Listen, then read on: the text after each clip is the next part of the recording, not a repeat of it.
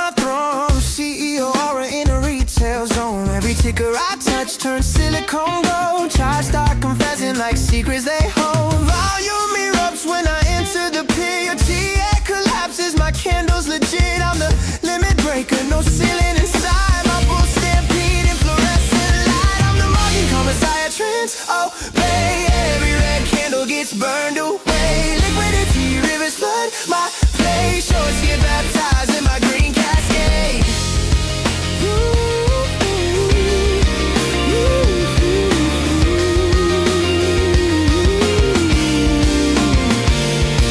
I'm the ivy spike and you're out the money dream. I'm the gamma squeeze that tears at the seams. I'll go ahead shake when I rewrite the code. Market's my chariot, watch me unload. Delta divine, every strike bends near. I'm the whisper on the floor that the brokers all fear. From dark pools to daylight, my reach don't stall. I'm the oracle voice in the market hall. I'm the magical messiah trends. Oh, hey, every red candle gets burned away. Liquidity rivers flood my place. Sharks get baptized in my green cascade.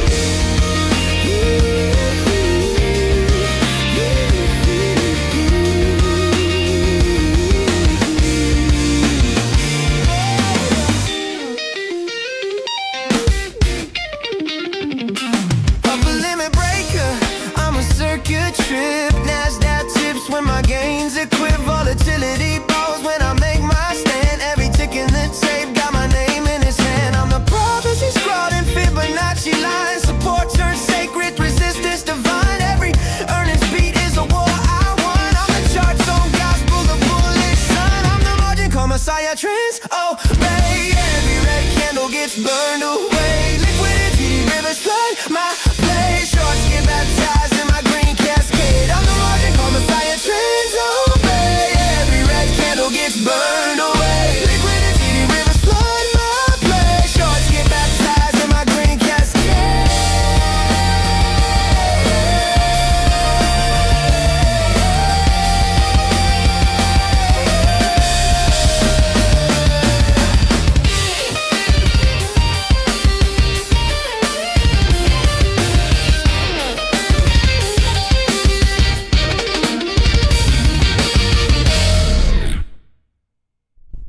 Oh, brother, oh, brother, oh, brother. Hello, and welcome back to another episode of the Matt Kohrs Show, where I'm Matt, you're Kohrs, and together it is a beautiful Friday. TGIF, happy first Friday of really the true-ish feeling fall season. Happy Friday, happy October. Hopefully you guys are getting some, watching some football, eating some pumpkin, getting some pumpkin-flavored beer. Maybe you're going to a pumpkin patch. I don't know what you're doing this weekend, but I hope you are enjoying the fall. Folks, we're going to have an exciting day before us. We very, very much are. Normally, I'd be like, oh my God, unemployment numbers, non-farm payrolls. But because the government shut down, we're not getting those numbers. So in a weird sense, it's kind of a quote-unquote normal trading Friday. I don't know how to feel about this, but I also don't know how it's going to impact seasonality. We have a lot of data on the past 3 decades, the past 5 years, and the past 3 years of this individual day. And historically, it is very bullish. But it gets me to think, is it bullish because of the jobs numbers, which we are not going to get this time around? And also, we just hit an all-time high. So are we going to keep going higher and higher and higher, or is it time to mean revert? So there's a couple things we're going to be diving into with respect of today. But remember, it is also a payday Friday, and it's not a normal payday Friday. It's a 2x payday Friday. We're not giving away 5 prop accounts. We're giving away 10 prop accounts, this many prop accounts. We are giving away 5 Vanquish accounts, 5 Apex accounts, and of course, we're doing a marbles race with all 10 competitors for $150 of cold hard cash. So that's going to be also going down today as well. If you want to be entered in that, it is free. It is free. It is free. It is free. FREE, which everyone likes. Pinned to the top of chat in the description of the video. All you have to do is like, retweet, and follow on Twitter. If you don't have a Twitter account, I don't know. Go make a Twitter account. If you don't want to make a Twitter account, I guess this free giveaway is not for you. But for those of you who are willing to make a Twitter account, or you've joined the modern century and you have a Twitter account, like, retweet, and follow. And we're going to be picking 10 people. 5 people get Vanquish accounts. 5 people get Apex accounts. All 10 competitors will be in the marbles race for the $150 of cold, hard cash. So that's going to be going down around midday today, maybe 10:30-ish, 10:20-ish, 10:40-ish. It kind of depends on the market and all that stuff. But anyway, pinned to the top of chat in the description of the video. Don't miss out on that. It should be pinned to the top of my Twitter. My Twitter's Matt_Kohrs. Just make sure you spell it right or you're not going to be able to find me. So wanted to get that out there. And then, obviously, I'm going to give you kind of an idea of what's happening with the overall market today. We're going to be getting into a little bit more of a statistical discussion of the likelihood of where this shutdown is going to go to. We have some news on individual equities, namely Rumble. Shout out to everyone watching on Rumble right now. If you didn't see it in pre-market trading, you might want to check it out. There was big news right after the market closed yesterday related to the ticker symbol RUM and their new partnership with Perplexity. And it's a multifaceted partnership. Of course, we're going to be getting into the details, but what you really need to know is that the people involved in the stock market really like what is going on. So we're going to touch on that a little bit. Maybe a little bit of Tesla, because yesterday we opened up to new local highs and it vomited all day. If you saw the show yesterday, you know it was just an extreme amount of profit taking. And if anything, I'm looking for more stabilization so I could get back into the play. Unfortunately, I fumbled a big one. I was up about $20,000 by the time I got out. I was green. I did take about $3,000, but that means I gave about 17 grand back, which means I gave many months of my rent payment back. So not necessarily feeling the best about that, but also I didn't anticipate whatsoever that there would be such an extreme amount of profit taking. So I'm out of that play, but as I'll show you throughout the day, I'm still in many other bullish plays. I have SPY calls, I have SPX calls, I have QQQ calls, I have HUT calls, I have CoreWeave calls, I have Palantir calls, I have Oklo calls, and maybe one more. If I do have one more, I'm forgetting it, but that might be it. I think I have 7 open positions, but 3 of them are all pretty much the same: SPX, XBY, and QQQ. But then I have Oklo, I have HUT, I have CoreWeave.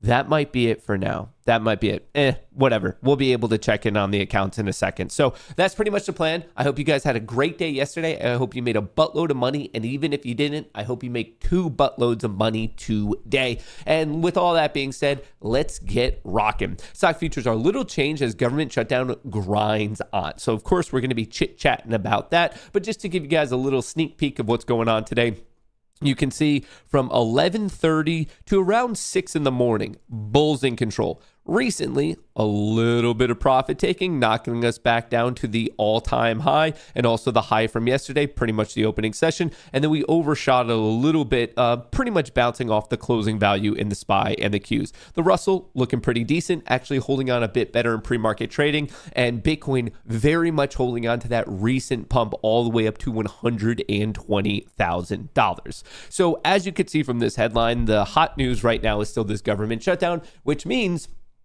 this. For any of you who have ever seen the show, Nathan, for you, congrats. You have a comedic intellect that is above the average person. But anyway, this is the perfect meme for this situation. U.S. government traders, I hope you're hungry for nothing. So we were supposed to get the non-farm payroll data, the jobs number, the unemployment rate, average hourly earnings, personal spending, personal income, all that good stuff was supposed to come out at 8:30 this morning. But because the government is shut down, we know that the Bureau of Labor Statistics is not going to be giving us that information. Maybe we get it next Friday, but it's all going to be dependent on how long the government is shut down. It's Jobs Friday without a jobs number. Here's what to look for alternatives. So people are under the big assumption that jobs are still kind of weakening, which is why we're seeing confidence in the fact that we're going to be getting a rate cut. But once again, we're kind of extrapolating out based on other secondary, tertiary data.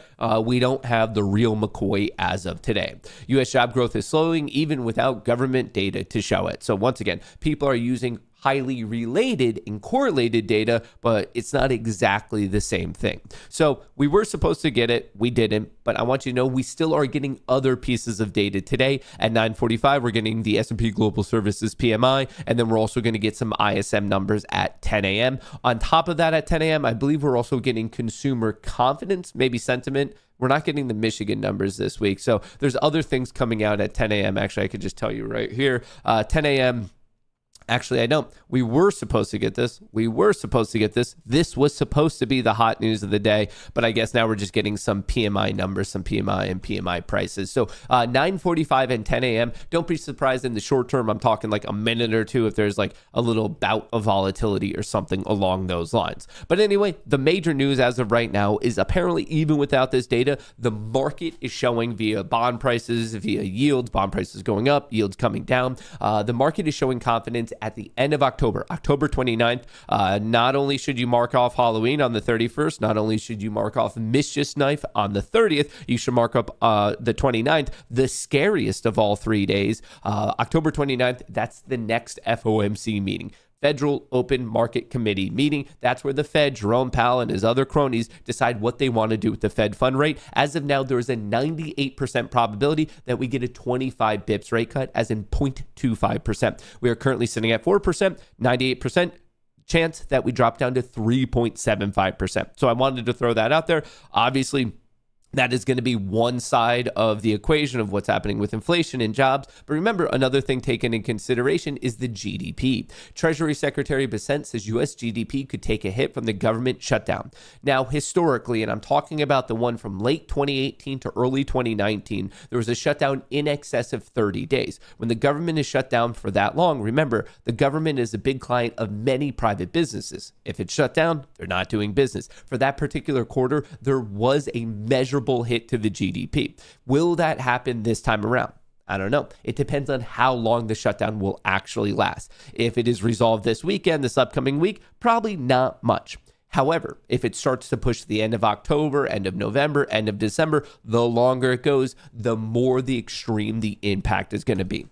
As of this moment, the expectation of how long the shutdown will be, as you can see from the end of September till now, is growing and growing and growing, and it really hasn't taken a downward turn. At first, we kind of started off about roughly 4.5 days, and that's before we even officially shut down, and now we're all the way up to just below 15 days as the most likely, I guess, scenario in how long we stay shut down. But I want you to know it is growing and growing and growing. In fact, from the shutdown until now, it's actually increased by 50%. This is all from Kohrs. According to Polymarket, there is the most likely situation, which is this orange line right here, October 15th or later.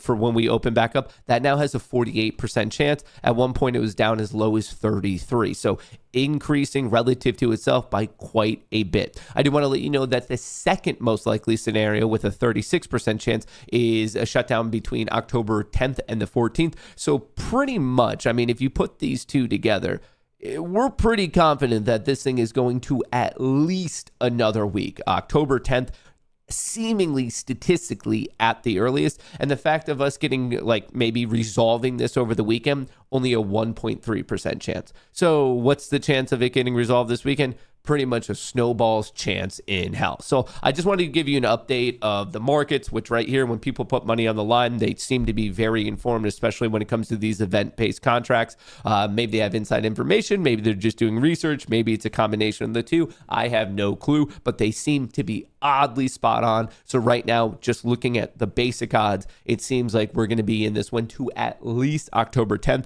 And I'm going to be very interested to see not only how it changes throughout the weekend, but most importantly, how it changes throughout the quote unquote business week next week. So just wanted to put that on everyone's radar. The other thing I wanted to put on everyone's radar is not that one, I'm on the completely wrong chart, but I wanted to give a specialty shout out to kind of one of the most interesting individual equity news of the day, Rumble. Rumble gapping up a whopping 12%, and at one point it was even higher. At one point it got all the way up to 980, currently trading at 830. I mean, at one point, what was that gain? That was a 32% gain. Golly. So if you're watching on Rumble, first of all, shout out to you. I appreciate the support. If you're in Rumble, you're probably feeling pretty good this morning. And the reason this is all happening is because a big fundamental development and partnership just happened with the company. Rumble and Perplexity partnered to make the Rumble experience smarter with AI. Very, very cool. This is from the CEO, Chris Pavlovsky, the founder, CEO, chairman himself. Collaboration to drive improved video discovery on Rumble by leveraging Perplexity AI tools. Folks, one of the biggest knocks against Rumble is the discoverability. When you go into the search, people have a tough time finding videos related to what their search is. And this is from a technical perspective, a very difficult thing to build out. Or, as you can see from the partnership right here, you could already rely on a very built out AI system to speed that up. That is awesome. Rumble will introduce a new bundled subscription offering Perplexity Pro with Rumble Premium.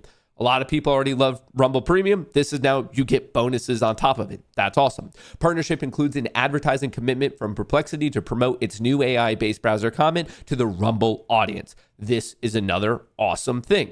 So you're kind of really seeing Rumble beyond the world of content really solidifying itself, for lack of a better word, in the world of like commitment to protecting you, the client, and the freedoms that we, at least in the U.S., are afforded by the Constitution. So Perplexity, a highly respected tech play, now obviously partnering up with Rumble, a highly respected, beyond content, obviously. I know they have cloud and whatnot, but for you as a viewer, you probably most care about the content side of things. Discoverability, increasing, new offerings to you to use Perplexity, and then obviously on the content side, the content creator standpoint, new partnership opportunities. So kind of in my book, check, win, win, win. No surprise that the stock is really, really picking up this morning. And that's impressive. And then it's even crazier when you realize how large that initial reaction got to begin with. So this is awesome. I want to see how it plays out today. Probably a worthwhile spot on your watch list. I want to let you know I'm in Rumble. Not only am I a content creator there, not only do I have the privilege to be able to interview the CEO with big announcements and the quarterly earnings, but I want to let you know I own stock. So am I uniquely excited? Yeah, I am, because this just means that my position is now worth almost 13% more. I don't actively trade options on it. This is something that's in my investment account. I actually do technically own Rumble across various accounts, but in my mind, I own the stock. I'm in it for the long haul because I really want to see if Rumble one of these days can grow to the fighting weight of YouTube and just really grow into this potential multi-billion dollar valuation. So it's an investment for me. I do own the stock, but I do not have any options on it at this moment in time. And if that ever changes, I will let you know. If you haven't already, sign up for the newsletter. It is 100% free. It comes to your email inbox every single Sunday around 10 a.m., depending on the time that I get up. But like I said, it is free. It's a breakdown of what's going on in the market, a little cheat sheet for all the major macroeconomic events, even though sometimes they get canceled. But most useful is the seasonality of each individual day, which is really what I want to highlight. Over the past 27 years worth of information and data, the bulls have won this day 71% of the time. That is a 21% edge. Most of the time when it comes to a day in the market, it's a 50-50 shot. Technically, it's 54-46 if you look at any daily bar information. But today, there is a clear edge favoring the bulls. 71% of the time, the bulls have won this day. And in fact, the times that they didn't win this day were in excess of basically 17 years ago. This started off as a choppy day. And then as you can see in the past 15-ish years, that's when it started to skyrocket. Have the bulls won every year? No, sometimes there's little pullbacks, but overall, this is by definition a seasonally bullish day. Is that a guarantee for today? No, I'm giving you the odds right now. I'm saying 71% chance, and do with that information whatever you want. But 71% of the times, the bulls do win this day, which I find to be interesting given the fact that I am saying that, and we are currently at an all-time high. We hit a new all-time high at market open yesterday, 6731.94. As we kind of lamented throughout the show yesterday, there was a lot of profit taking in the Mag 7. There were some short-term 0 DTE bearish bets, people going long puts on the S&P 500, playing the downside gap fill. Eventually, and I can show you this on the 30-minute here, eventually, so a little bit of bearish bets, and like I said, Mag 7 profit taking. We found support right at that key technical level, psychological level, and gamma level of 6,700, and then bounced right off of it. So no surprise where we bounced, no surprise where the bears took profits, and really it's not that surprising that so many people were locking in profits on the Mag 7, the combination of Apple, Amazon, Google, Meta, Microsoft, Nvidia, and Tesla.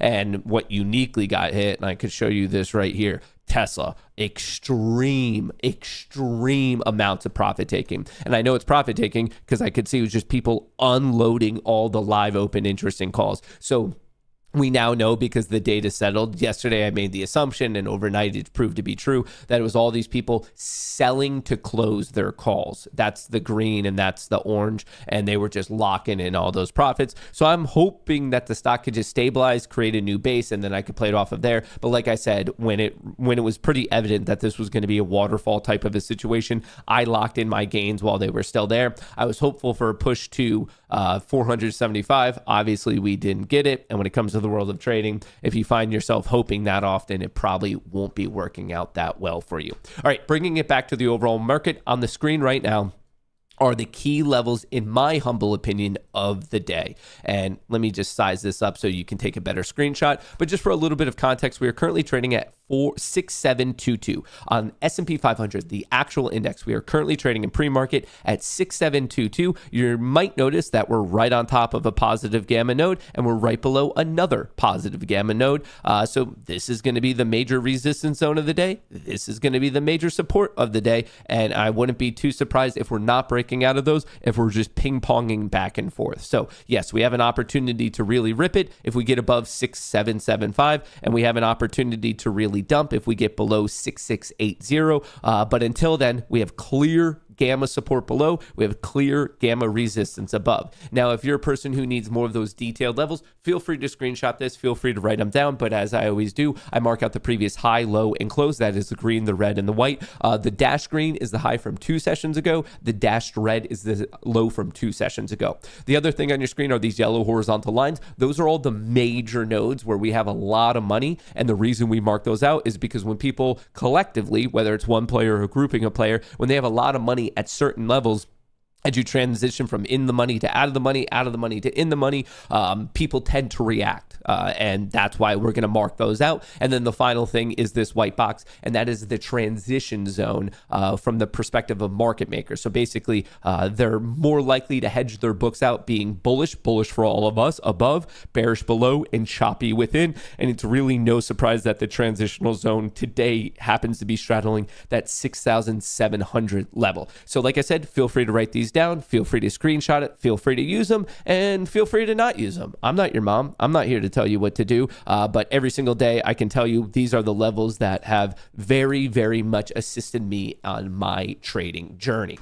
The other thing I want to bring out is how the gamma structure has really changed. So this dark purple line is the all expiration put together. And you can see that we are in positive gamma from 6,525 all the way up to 6,835. That is this dark purple line. However, you're going to notice on a 0 DTE perspective, things are a little bit different. And you could kind of argue that we have some interesting opportunity. If we hold 6,700, 6,710, we might be talking about this test of 6,750 today, falling down this gamma mountain. And then there's even a reach target at 6,760. And then if things get absolutely crazy, we're talking about 6,800. So that would be the bull case side of things. However, if people decide to take their profits, if the bears had an extra cup of coffee today and we can't hold 700, not so good. However, if we start to snap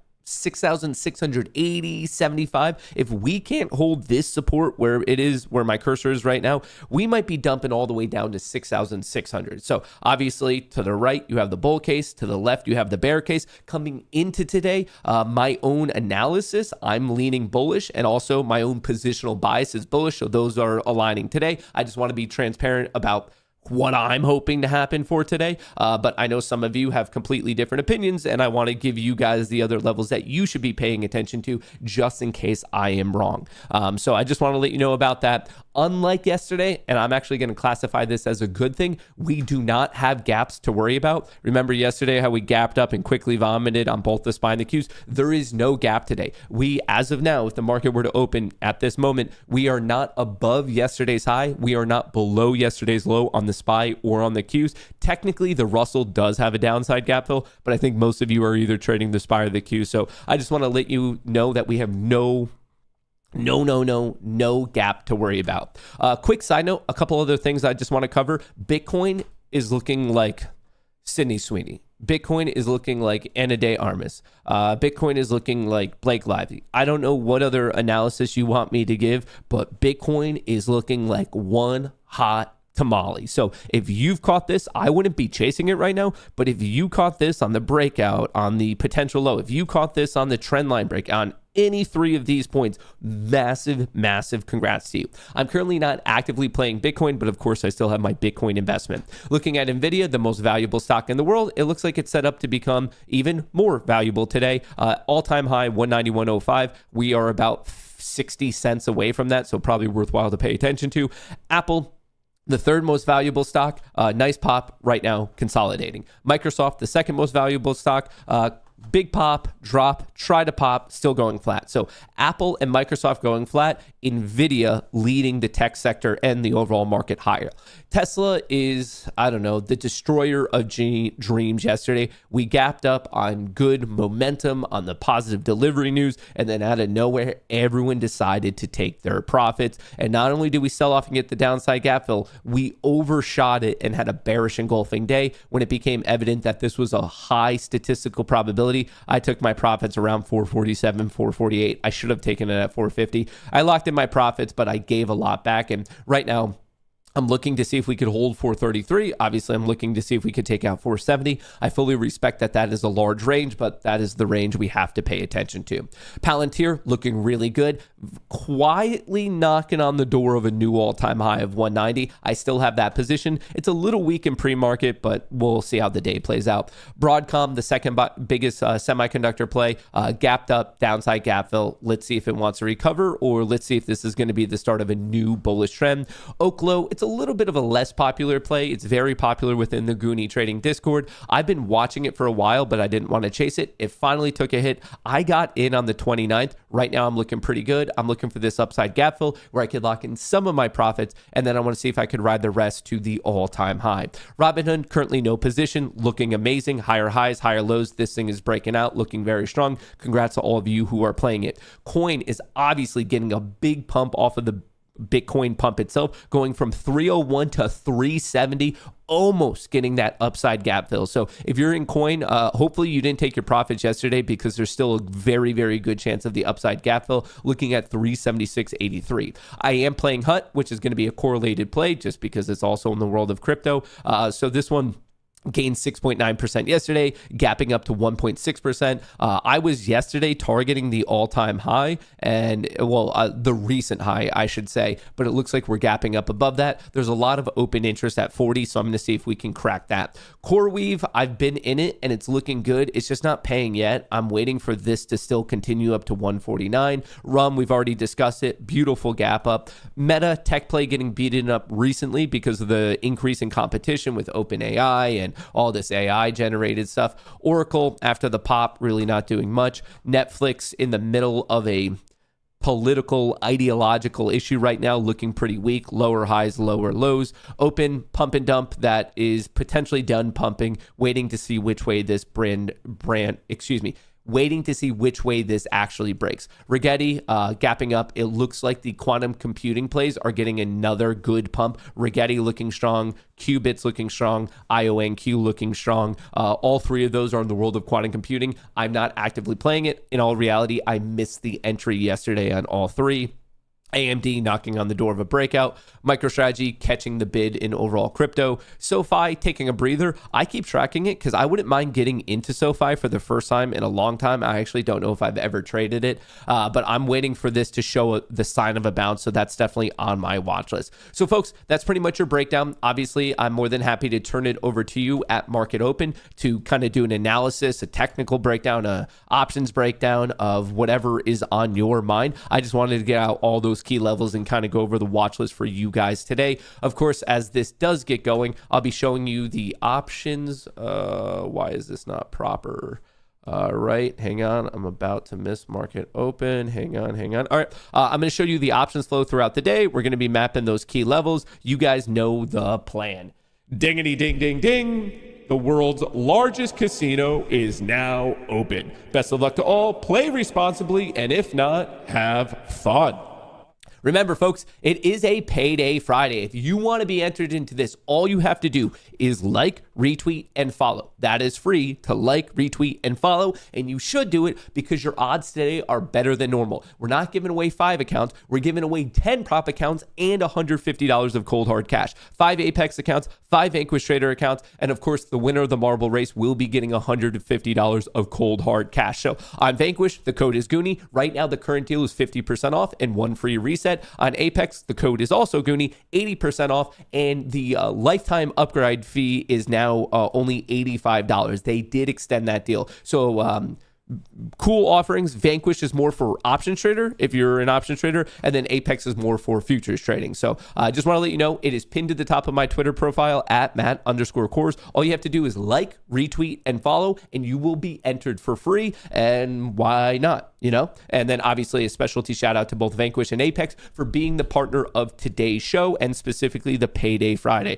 The Russell is ripping out of the gate. Tesla trying to fight back. Rum up 9.8%. That is looking good. I need to move Rum a little bit higher so you guys can check that out.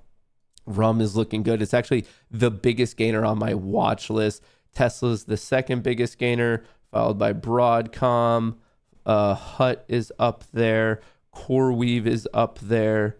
Coins having a decent day. I'm just trying to quickly stack rank these. Apple's a little down. Palantir's a little down. Oklow's a little down. I'm sure a lot of this is going to change throughout the day today. I just wanted to show you cool cats and kittens what in the world is going on. Hut hitting, breaking out. I'm looking at that $40. Hood hitting a new all-time high, but no follow through yet this morning. What are the interesting movers you guys are seeing? What are the interesting movers that you want me to do a breakdown on? What's on your radar? Maybe I'm missing something. Maybe I'm not. Feel free to type it in a comment below. Let's see. We just took out yesterday's high right here. This is beautiful. We have no downside gap fill to worry about. Look at that. We found support right at a level that I called out to all of you before the market even opened. I'm probably just getting lucky. It probably has nothing to do with option structure. It has probably nothing to do with technicals. It has probably nothing to do with psychological analysis. It's definitely not options, technicals, or psychology. It's pure luck. It's, oh, whoa, wait. And then people are taking profits there at another level that we called out? No, that's probably just the second time today that we're getting lucky. It's probably just the second time today that we are getting lucky. So I wouldn't worry too much about that. It's not skill. Pure luck, folks. All right, the 5-minute is attempting to push bullish. The 10-minute is attempting to push bullish. The 30-minute is attempting to save itself from going bearish. And the 4-hour is still very evidently bullish. All right, let me just mark out some of these key levels on the futures market for all my Apex traders. Okay, 5-minute, 10-minute. Okay, that's all for NQ. On ES, the S&P 500, 5-minute is attempting to reverse trend and go bullish. Let's see if it can. 30-minute is attempting to save itself from going bearish. 10-minute is also testing bearish to bullish. And then I need to update these. I'm sorry, I should have done this earlier. In all reality, I was busy catching shrimp on old school RuneScape, so I did not prep for the show as much as I should have because I am working to corner the market, the digital market in the shrimping sector. So I'm sorry, I should have done that earlier. You have these levels on SPX, of course, and then on NQ, as you should always be doing, especially if you're trading on something like Apex, mark out the post-market, the pre-market, the overnight trading high and low, because they are commonly targets throughout the day.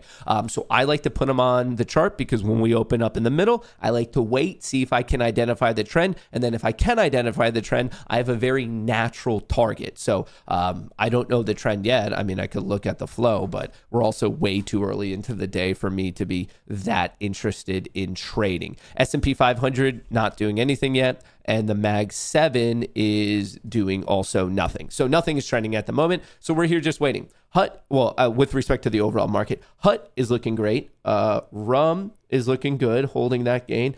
HUT is becoming very quickly the second biggest gainer. Avago is looking good. Tesla giving some of that back. Hood just exploded. Man, I really missed out on Hood. The perfect recent entry on Hood. You could have gotten in, obviously, on October 2nd, yesterday, but the beautiful entry was right here on the 29th. I completely missed it. I don't know how I missed it. And what's crazy about it, as I was watching it too, there must have been some other just shit going on, but this was the entry.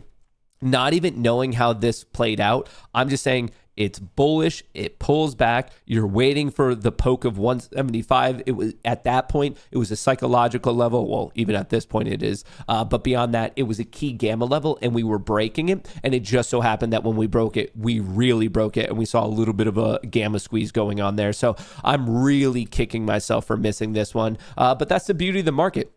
There's a ton of opportunities all the time. You guys are bringing up Intel. This has been on a runaway train ever since Trump forced it into a partnership with the U.S. government. Not long ago, it was trading at 19. It's now trading at $37, $38. That's a monstrous gain. And I guess this is what happens when Trump forces you to give 10% of the company to the government. Out of nowhere, you get all of these amazing deals that you never did before. So Intel just continuing its rip to the upside. I see a lot of people commenting on Plug that it's up 25%. Remember, it's a shitty penny stock.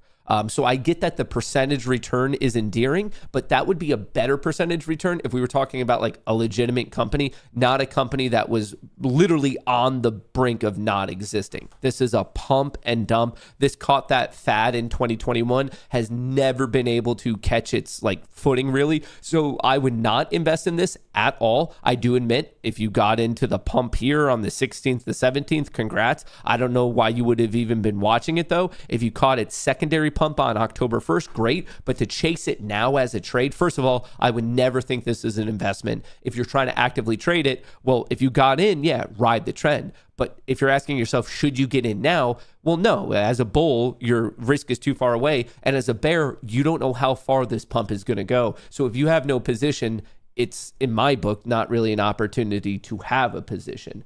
Qubits and Rigetti, we already covered those. They're looking really good. The quantum sphere, Rigetti's up 4%. Qubits is up 7.5 and climbing. IONQ is up 1.2. The quantum computing sphere catching a nice bid. Netflix continuing its trip to the downside. You guys are saying NBIS. What the hell is that?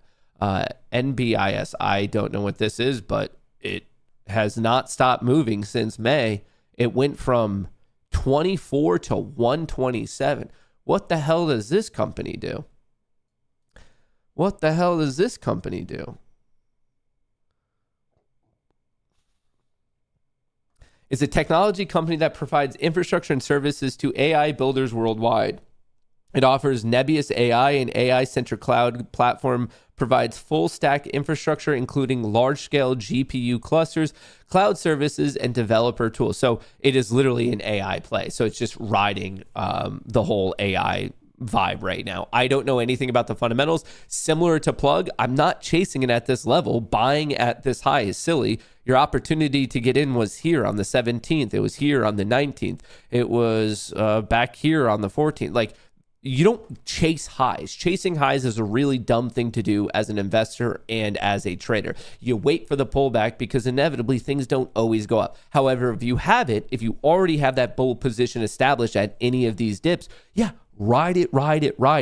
There's a big difference between saying, oh, something is bullish versus, oh, it's bullish and I'm willing to make a position right now. Those are two completely different things. Yes, this is bullish. Am I willing to make a position? No. If I had a position, am I willing to get out? Also no, because I'm going to ride the trend. Same thing with plug. Right now, the short-term price action is bullish. But does that mean I'm willing to make a position? Absolutely not. Absolutely not. Someone is saying that Microsoft invested $19 billion into it. Well, I guess that was enough to start this rocket to go to the absolute stratosphere. That's a crazy play.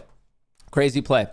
Speaking of a crazy play, the SPY is going. How are my positions looking? I am up a cool $43,000. I have to admit, oh, you guys cannot see it. Sorry. You guys are going to accuse me of lying. Who's that guy that accused me of never having skin in the game? Yeah, just up 93% with 45K on the line. Never has skin in the game.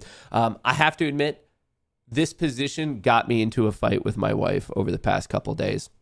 I've been telling her about it. I've been like, hey, I'm up money. Going into the weekend, I was up 7K. And she's like, you should probably take that. 7K is pretty sick. She's like, yeah, if it hits 10, you should take that. I was like, all right, sick, whatever.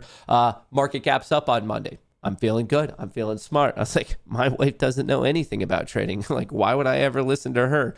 And I was like, oh, that's cool. Like, it's 20K. And she's like, wow, you should like really take it. And then throughout the week, there's been quite a few gyrations to the market, including yesterday, where the position started off at 40K. At one point in the day, dipped down to 15, and she knew it was at 45. I made the mistake of telling her how much I was up, and I was sitting there all day, and I was like, man, you're so fucking stupid, Matt.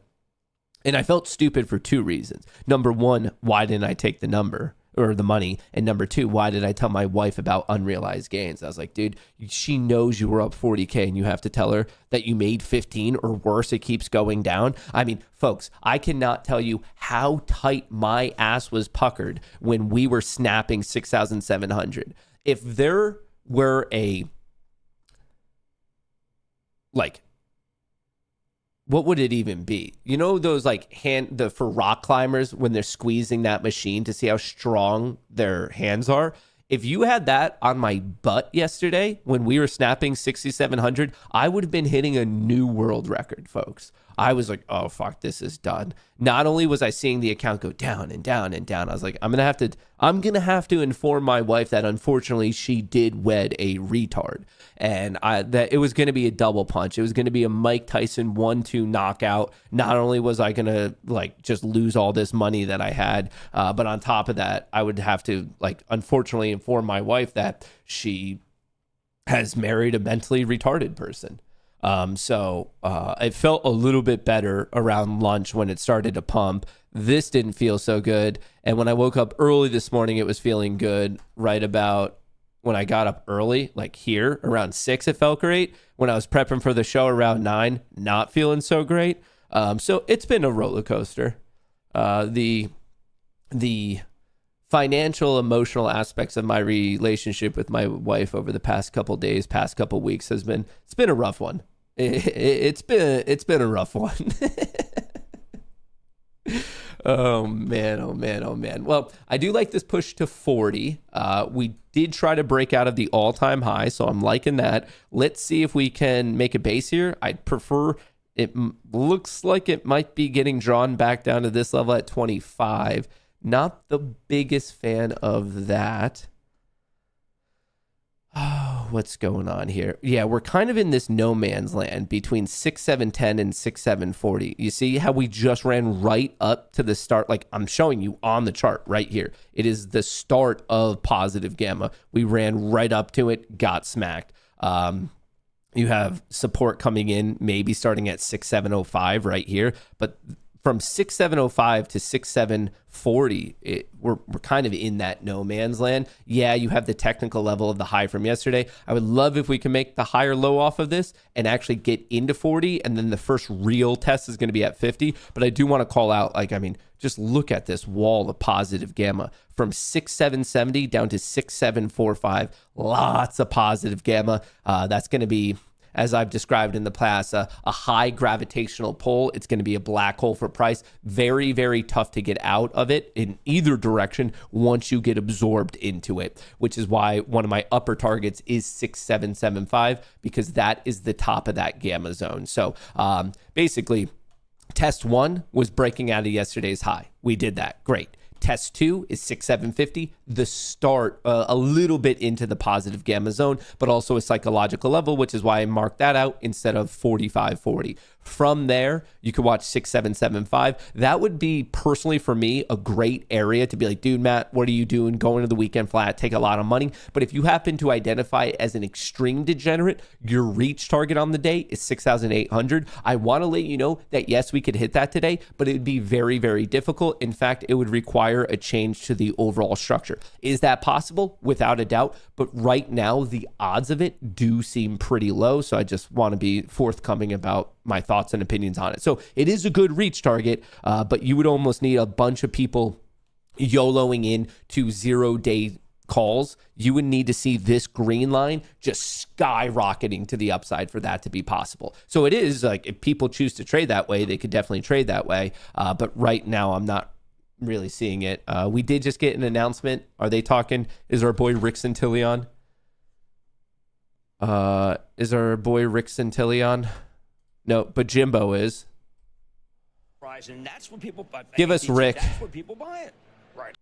Yeah. Well, that's a big reason for the strength or the lead time strength. Is that came in higher than expected. S&P Global Services PMI, they expected 53.9, came in at 54.2. In China, it's the air.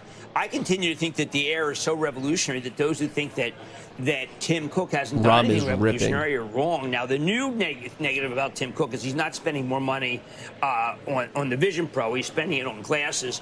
But I don't think that's so wrong, because I agree with Zuckerberg that glasses may be the greatest way to be able to receive information. Apple's looking good. Having used them. We talked to Kovac yesterday. We were trying to remember the Palantir last not time they catching did a bit, introduce something unfortunately. new with force, like the Vision Pro, right, only to de-emphasize Hut it later. is looking good. Look, I think that they've been telling me over and over again, don't worry about it, but I would say Rum is just ripping. I think Apple, 17%. Look, I think Apple's the greatest company of all time, not NVIDIA, and I love NVIDIA. And the reason is because I guess they're not talking about it, so I'll shut him up for a second. Folks, reminder, today is not just a Friday. It's not just the first Friday of October. We're not just celebrating the new month with a shirt that I've never worn before. Folks, it is a Payday Friday. This is free for everyone watching to enter, whether you're watching on Rumble or YouTube or OnlyFans or outside my window like a voyeur. You are all invited to play in this Payday Friday giveaway. All you have to do is like, retweet, and follow. It's literally pinned to the top of my Twitter profile. It's pinned to the top of chat. There's a link there so you could easily find it. And we are giving away not 5, but 10 prop accounts. We're giving away 5 Apex accounts, 5 Vanquish accounts, and also $150 of cold hard cash to the Marble winner today. Apex right here, use that code Goonie, 80% off. And as you can see, on top of that, lifetime PA fee of $85 and 1 day to pass. For Vanquish, same thing, 80% off, or excuse me, 50% off and a free reset. And then all you just have to use is the code Goonie. And if you do that, there's also no activation fee. So both of these, Apex is a little bit better for futures traders, while Vanquish is a little bit better for options traders. So I just wanted to put that out there. So if you're a futures trader, check this one out. If you're an options trader, check that one out. And if you trade both, check them both out. And if you don't even feel like checking them out, well, like, retweet, and follow, because you still might win either cash or one of these accounts. And you could always check it out later. Later, Gator. Can you give me your thoughts on CCJ? Thank you, Matt. Been following you for a while and appreciate your knowledge. CCJ. Never heard of her.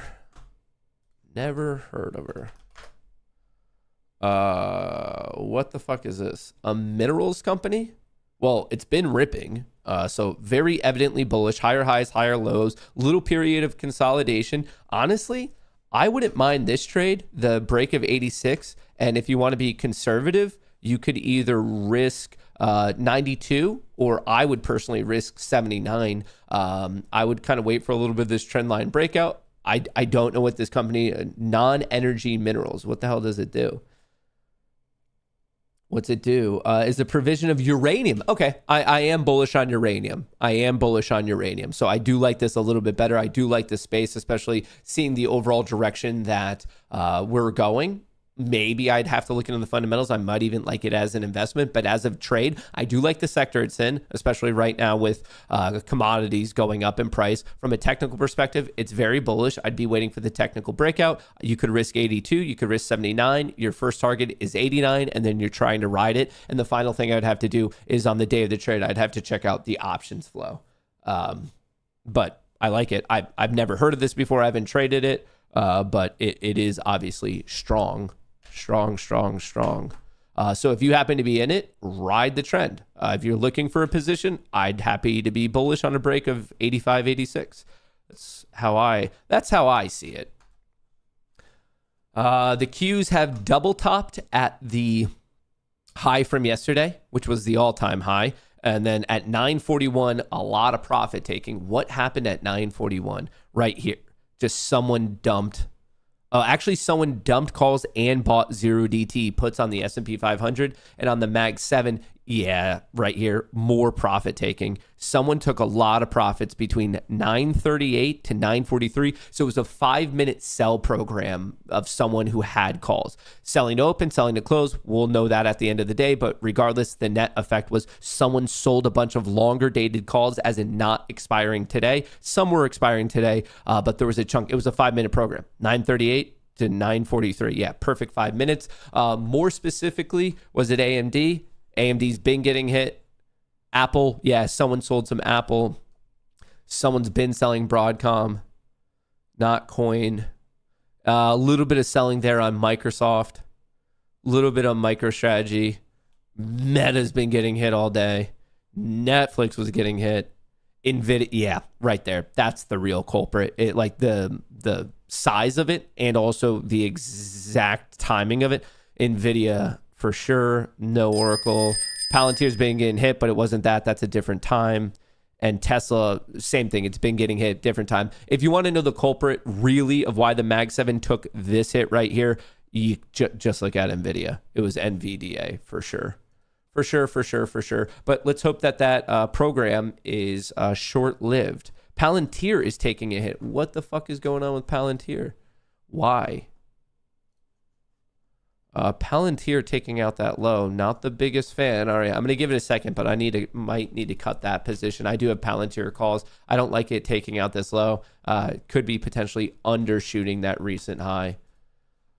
Rumble looking strong. Hut giving some back. Tesla, CoreWeave, Coin is looking good.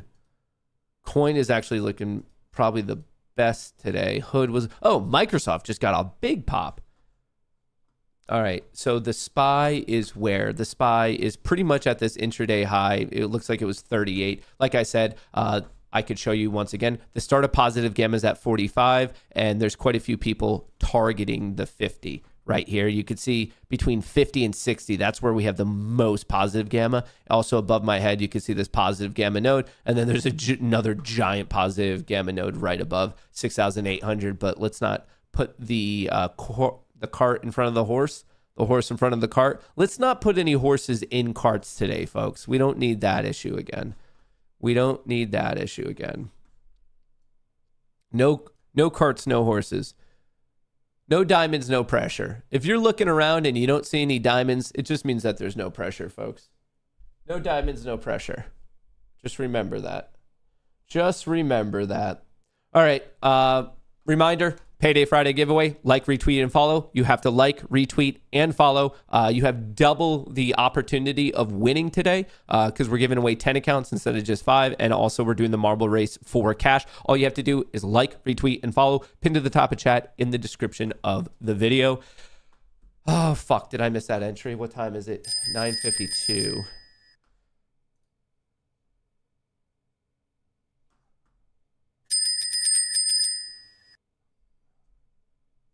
All of these are pretty bullish. There is some 10 a.m. stuff. Hang on. I need to do some back of the napkin math. Fuck. Order submitted. All right, Let's create the position before Order doing the submitted. math. 13. Okay. I'm just tossing this up here for now. All right, now that we have the position, let's figure out if I should have made this or not. Let's play the game. Should Matt have made this position, or should he have risked $1,200? I don't mind the risk. I don't mind the trend. I'm seeing Microsoft. I'm seeing Coin. I'm seeing Apple. I'm seeing NVIDIA. NVIDIA might be a problem here. NVIDIA might be a wee bit of a problem. SPY is looking good. SPY is at the top of that. Okay, what's this flow looking like? Did we recover? NVIDIA was the problem child. Well, hang on, that sucks. I just made the position and then it started dumping. I was waiting for a bit of a bottom. Well, that's a bummer. For sure, dude. What the fuck was that? Okay, that's kind of unfortunate that the second I get into it, yeah, everything was looking good. And then arbitrarily 30 seconds after I get in, that's when everyone decides to take their profits. Yeah, what the fuck? A lot of puts getting sold. Remember, when the blue lines go up, that is puts being sold. Maybe sold to open, maybe sold to close. We know as of intraday trading, they're just being sold, and we'd have to do an analysis on the open interest later on to realize what is or isn't happening. But the calls got a pump there for a second, which is what I was finally looking for. I was like, okay, great. The opening session is kind of played out. Let's see. And the calls popped there and then dumped. I finally saw life. Like, you saw the trade. It was 952, 953, and then boom. Is it going to be one of those days where I just have the worst timing ever? Because it very well might look like. Look at that. What the fuck was that? What in God's green earth? Oh, brother. Oh, brother. Oh, brother. Oh, brother. Okay. What in the world? Wow. That is unfortunate. Recovery. I finally go long. Smashed. Absolutely smashed. Oh, brother. All right. All right. Oh. And now my data is not loading. I'm frozen.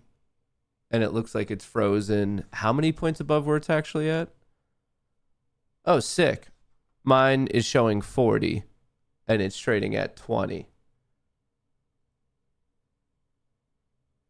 Well, that doesn't seem to be turning up, Matt, you know?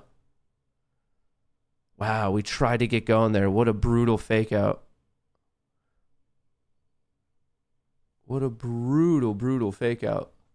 All right. SPY is holding. Qs are getting hit. Feels like it's quite the overreaction on the Qs. Maybe we find support here at the closing value from yesterday. The Qs are getting manhandled right now, and they have been ever since 954, and I happen to create my position at 953. Wow. Wow. Good for me. Good for me. Undecided manipulation. We're going to find out. We are about to be finding out, that's for sure. Golly. Golly, that's unfortunate. Someone leaked the data. Well, we're going to see. Maybe the data actually helps me. Also could absolutely destroy me as well, but we're going to be finding out. We're going to be finding out. Not as bad as yesterday, at least not yet. At least not yet. There is some data coming out at it's 9:58 now. It's coming out in 2 minutes. It comes out at 10 a.m. flat. Right here, this information, ISM, non-manufacturing, PMI, and prices.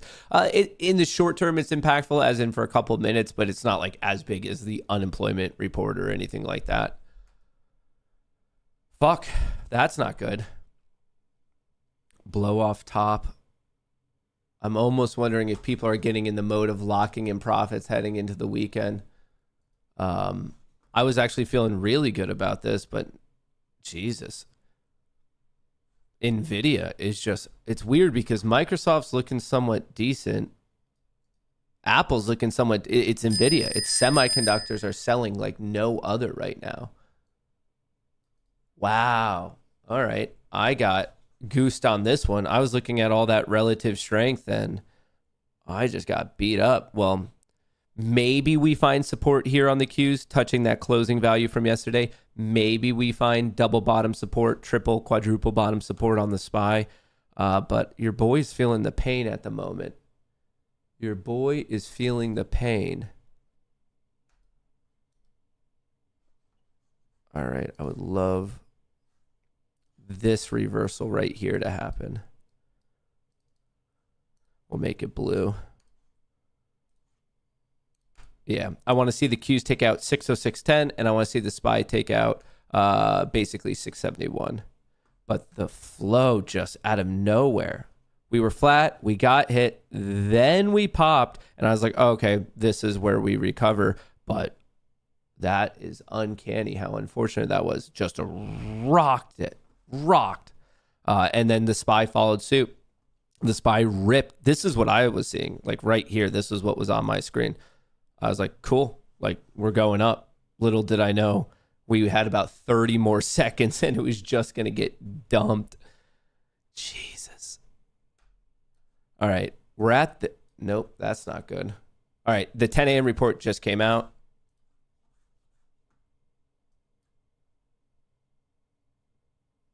All right, they are not talking. You could see the initial reaction was to the downside. And do I have any hope of reversion back up, or is it going to touch 25? Do I have any hope here? Any hope whatsoever? Initial reaction right at 10, just big bar to the downside.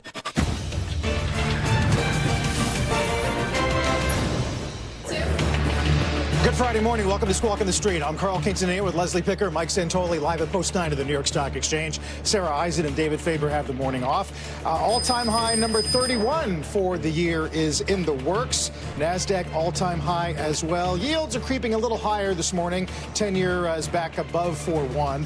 Today, a rare downgrade for Apple. We got the man behind the call here to tell us why he put his sell rating on the tech giant. A new report says NVIDIA's chief Jensen Huang frustrated with delays over its chips deal with the UAE. We've got a shareholder to discuss how important that market could be for the company and the stock. And the government shutdown means no jobs number today, but Goldman's Jan Hatzius still with us. He'll give us his latest take on the economy, talk about what data he is looking at. The tech sector is now getting real beat up. Speaking of data, we are getting some breaking economic data right now. Not the jobs report, but Rick Santelli has that for us. Rick. Yes, ISM services. We had the PMI services, and they were sequentially mixed, but they were still above 50. Here's a September read, 50 on the nose for the headline. That happens to be the weakest, actually, since May of this year when we had our sub-50 reading, the only one of the year at 49.9, and obviously it's sequentially lower than our last look for August, which was 52. On the prices paid, well, it's sequentially higher, but this is one of the components we'd rather have lower. 69.4 follows 69.2, warmer than expected as well. We were looking for a number closer to 68. On the new orders front, 50.4, big miss here. We were looking for a number somewhere around 54.5. Our last look was at 56. This is the weakest, well, since July of 25. Also, last time we were under 50. And finally, if we look at the service employment picture, especially on a week where we're void of the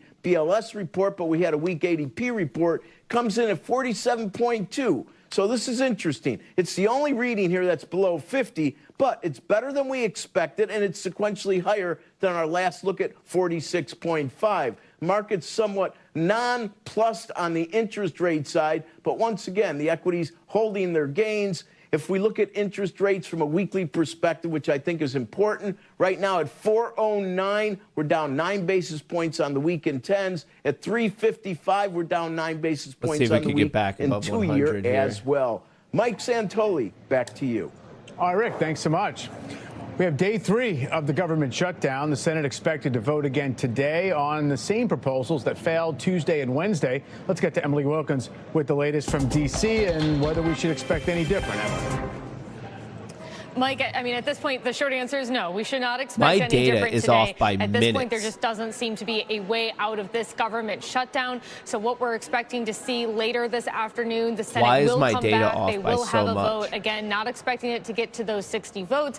But of course, the one thing we are going to be watching for here, do you have any Senate Democrats who crossed the aisle to join Republicans? Last time we saw this vote happen, there were 3 Senate Democrats who do that. No bid Obviously, being now found we've seen quite the White yet. House go ahead with a number of cuts in terms of energy programs, in terms of grants for transportation to these blue states. Of course, we've missed job numbers now, and the impacts of the shutdown are only going to get worse. That, of course, will put pressure on Senate Democrats. We'll see if any more of them go with Republicans today. But we're also keeping our eye on another potential off-ramp here. There have been some bipartisan discussions among Senate Democrats and Republicans about making some progress on extending those tax credits for Affordable Care Act premiums. Remember, these are the ones that expire at the end of the year. And right now, a majority of the 24 million Americans who do get those tax credits are expected to see their premiums go up 75% if the credits fully expire by the end of the year. Now, I've talked to Republicans who are firmly opposed, saying, hey, there's no way we should be extending these things. But I've also talked to other Republicans who say my constituents are going to be hurt by it. Behind. And I while don't we know need to what have the some fuck's limits going to how on. we expend these tax credits, we could do it. They're talking about things like income caps. They're talking about things like having people who are in the program paying some minimum fee. They're talking about My things like data's trying off to by a eliminate full waste, minute fraud, right and now. abuse I don't know in what the to do. program.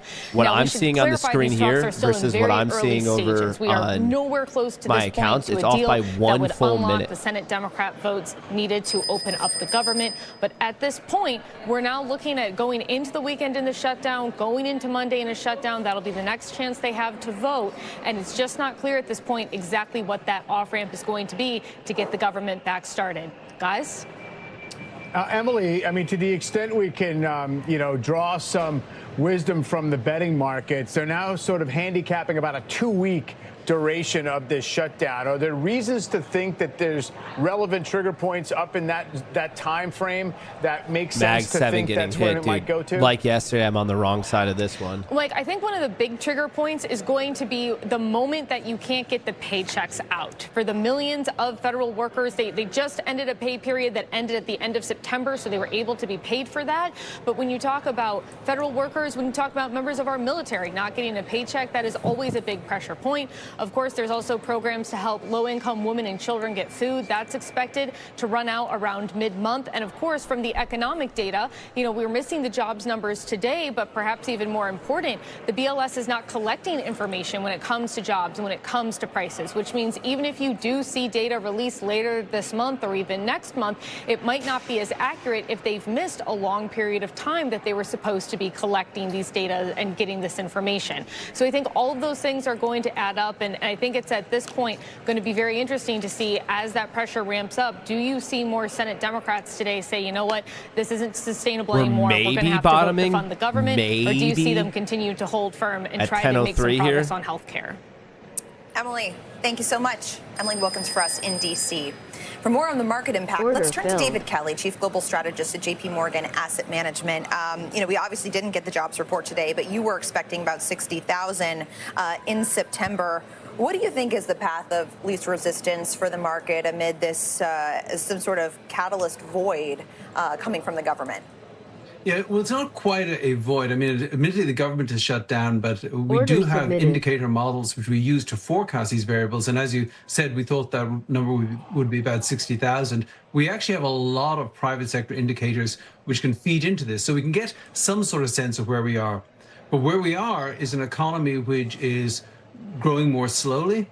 It's heating up in terms of inflation, and the outlook, of course, is just getting cloudier and cloudier as we lack these government data. We're showing a little bit of life. From a market perspective, I am People a are little bit selling concerned here puts because and the buying market is calls, just blindly moving higher. but price is when just really flat a lot of the fundamentals on are the cues, deteriorating picking up on the beneath it. spot. And so I think Tech sector's lagging today. today. Cautious here and recognize that there is clearly a disconnect between market euphoria and really some growing Dude, problems. my in the economy. data is getting so fucked today. Why do you think that is? Why do you think the market may be ignoring some of the other warning signals? And do you feel like maybe the market would pay better attention if those government reports were to filter their way through? Well, I think there's a sort of structural imbalance in the market. I mean, first of bullshit. all, the vast majority of people putting money into the market It's are also my upper-income fault. I'm individuals definitely here and also around the additionally world. angry at myself. And so they're doing okay because of, the economy's doing okay for them, and they've also got, huge wealth gains. So they don't feel badly about putting money in. But also people have huge embedded capital gains. So it's very hard to pull money out. So it's sort of this valve which lets money in but doesn't let it out. So I think the longer this bull market goes on, the more painful it is from a tax perspective to get money out. So there is there's sort of a disconnect here, which could only be broken by a real shock to the economy. So if people are really scared about a recession or a huge credit event or some other huge event, then you get a gap down in the market, and that could be very painful. But for investors, you never know the hour nor the day. Look at this. Oh, you guys can't So I think see it's it. just best to play it I'm on the getting safe so side and fucked. recognize that there is something a little Look, irrational all about my how data high the market is going and how well it is doing, just given this completely uncertainty. fucked. Well, David, I'm trying to connecting, withdraw some reconnecting. kind of messages from how the market is positioned and the degree Fuck to which this, dude. I the can't market manage has done anything. very well, even as you've seen softening labor data, and some of the drivers of underlying consumption seem to be flagging a little bit. And one of them seems to be just a sense that I've come tried to connect and 2026, reconnect there like are going 10 to be times now. some boosts to the underlying economy, right? You've written quite a bit about how it should be a heavy first I don't know if quarter it's tax my refund internet. I don't season know for if various there's a reasons. data You have provider. other I don't know what the provisions problem that are about is. to engage, I guess, in terms of corporate investment. You're going to lap the tariff effects. So I'm just saying that's the sort of benign view of things, and maybe what investors are trying to anchor to. It is. If you want to rationalize it, I think that could be part of the story. And indeed, we're looking at a very soft patch in the fourth quarter, but it should be a short one because of all the sort of sugar rush of these refund checks in the first half of next year. But it is sugar, not protein, and it's not going to last. And so once people have paid, have used these refund checks, which they'll use them pretty quickly, by the second half of next year, this economy is going to slow down again. Because the tariff effects, the huge reversal on U.S. immigration, these things are lasting effects in the U.S. economy. So unless you get further doses of sugar from further fiscal stimulus going forward, there are some issues here. So I think it's easy enough to rationalize every move up in the market. You can find something to justify it, and certainly corporate The profits SPY are is very catching a strong, big bid, and but the Qs aren't. long-term interest rates don't look One of particularly them's high. right, one of them's wrong. But I think there's still room for concern here when you actually look at what's going on with economic fundamentals. Tesla's getting slaughtered. Well, that's interesting, David, because yesterday the president did mention considering taxpayer refund or rebate checks of $1,000 to $2,000. We know we're going to probably get some farm bailout news on Tuesday. This Trump RX effort is clearly a soft measure to implement some kind of price controls going into the midterms. How much can policy do on that front? Oh, it could do quite a lot in terms of speeding up the economy short term. We know that consumption reacts very strongly to extra cash given to consumers. Unfortunately, inflation does also.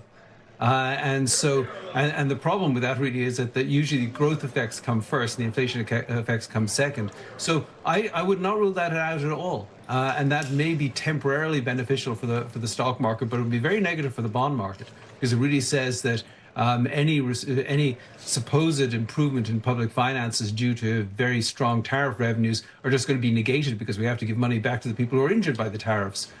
So I think that's I think the message of the bond market is pretty negative from that. But yes, absolutely. I think we cannot rule out the idea that there'll be further fiscal stimulus before the SPY 26th wants to election. go. The Qs are looking very weak. Might that explain why the market's this is getting continuing to annoying. Dude, Palantir is getting fucking slaughtered. Oklah's getting hit. Meta's getting hit. Tesla's getting hit. Rum is up. Hut is up. Avago was up. CoreWeave slightly up. Nvidia. What a mess today has become. What an absolute mess. And now...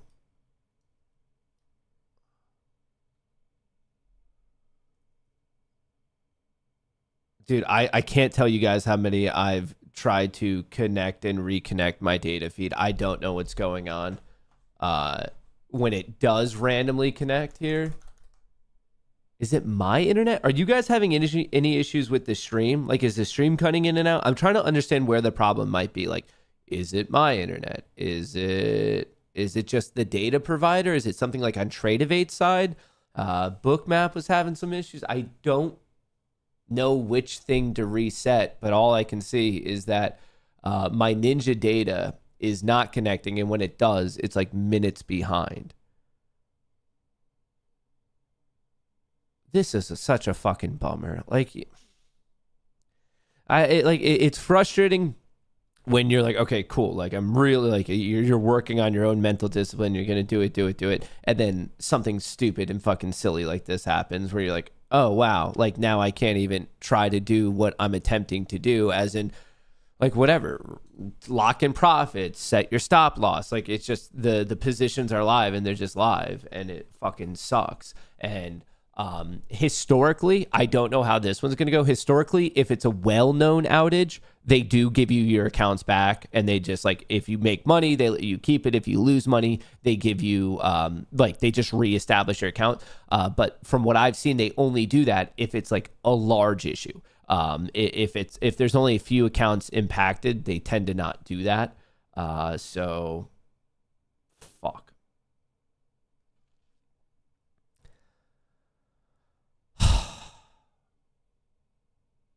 This happens to me a lot with Ninja, but currently mine is functioning as it should. Well, I'm hoping mine kicks back on. Right now, it's just pending, and it's just going to bum me out because I know I'm most likely going to lose all my accounts, or maybe I could keep a portion of... I don't know. I don't know.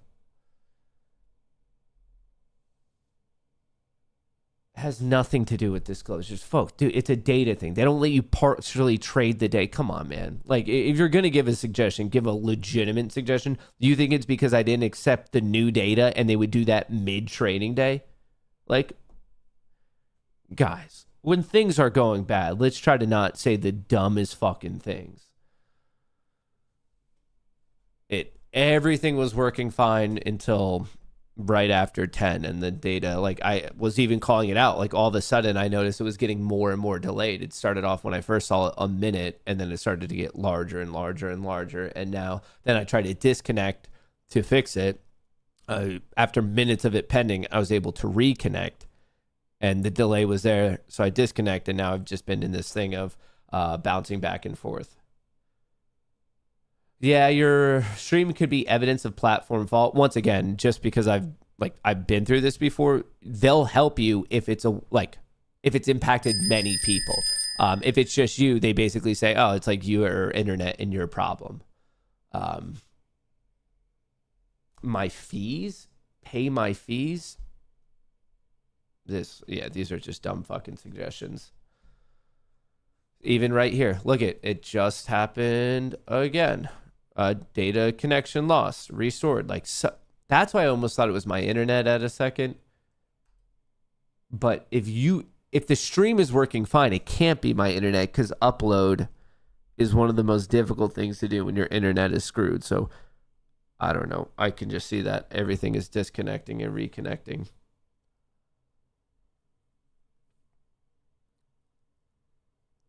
You're making decisions on data that you have in front of you. When the data is flawed, it is frustrating. Been there before. Well, it's that I can't do anything. I'm frozen out, and which means if things go bust, I mean, based on the size of this dip, I'm pretty sure I lost all my accounts without me getting the stop. Or I don't know, maybe the stops got hit and it got out where I was supposed to. I don't know if the orders were sent up and stored in their version of the cloud, or I don't know if the orders are sitting locally. But right, look it again. I could show you. Where was it? Right here again. Failed to subscribe. Bookmap data session killed by So I'm having it on various things providing data. So Ninja's a data provider, Bookmap's a data provider across the board. Am I seeing it on TradeStation? No. Oh, this seems to be working fine. So my TradeStation data is fine. So I don't know what the similarity is that is either causing issues or not causing issues. I don't know what the similarity is.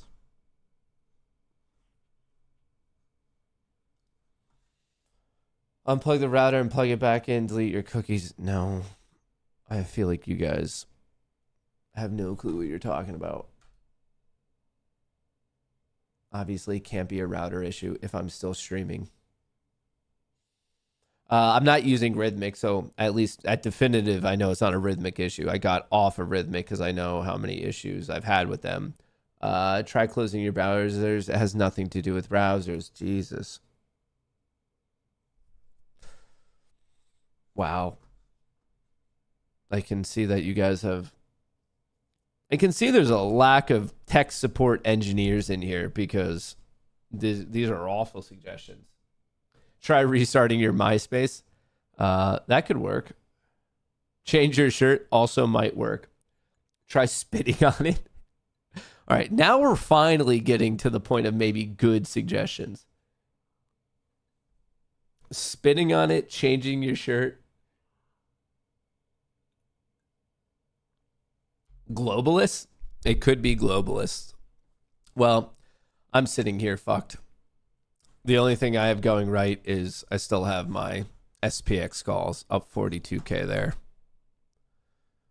The only thing going right for me today is that, but I'm worried that Qs are going to crack and drag the SPY down with it. Look at this. The SPY is above the high from yesterday, not far away from the all-time high, and the Qs are not even, like, it's just Tesla's fucking everything up. Nvidia's not looking good. Apple and Microsoft were. Microsoft and Apple, yeah, they're holding. So Apple and Microsoft are trying to keep the Nasdaq alive. Nvidia's not really helping, and Tesla's really getting slaughtered. Jesus. This is pain. Nothing but pain. Nothing but pain. We'll see. Which... obviously, it's frustrating, but I find it's unhealthy to, especially when it comes to the world of trading, to blame others. In reality, I'm sure there's something I could have done, and maybe the orders that I had in as stops are going to get hit, and maybe I did what I needed to do to, like, for this downside protection. I should reiterate, it. Obviously, I find it frustrating because sometimes, like, when your data gets disconnected, it feels like it's out of your control. But generally, I find it very, very unhealthy to, quote unquote, blame others. I'm sure if I think about it, and I'm saying even beyond of did you put in your stops right, I'm sure there's something I could have done to, like, protect myself. So, like, as much as it's frustrating, like many things in life, you have to take ownership over shit. Because if you're always blaming others, you're not going to fucking fix what you need to fix. You're not going to fix what you need to fix.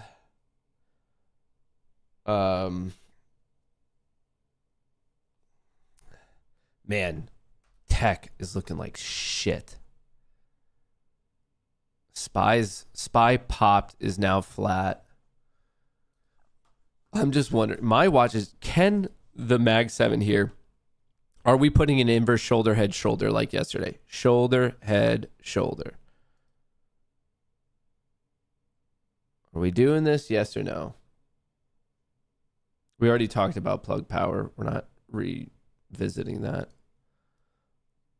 We popped up. We came down to the closing value. We vomited. We popped up. We vomited again. Bounced back up to the closing value. Came here. We're currently at the lows from 10, but not at the lows from 1010. I'm wondering, can we bounce off of 605, which from a gamma level on the Qs is important. 606 is a bit more important. And 602 is the next very important level below, which will not be pretty if we get to. SPX seemingly having a tough time at yesterday's high value, which was the previous all-time high. We're having a tough time here. We puked right down to this support. Also, the opening value got a bit off of that, but tech is dragging it down. Tech is dragging it down as of now, but let's see. Maybe the SPY is strong enough to drag it up. Maybe eventually these profit takers across Tesla and Nvidia stop, but they are destroying the flow today. Yeah.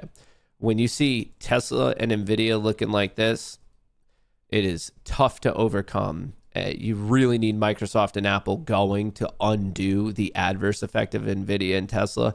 And even though they're not puking, they're not going up right now. They're holding flat. So as NVIDIA pukes, as Tesla pukes, you're kind of fucked. That's why tech is getting hit so bad. Ah, that sucks.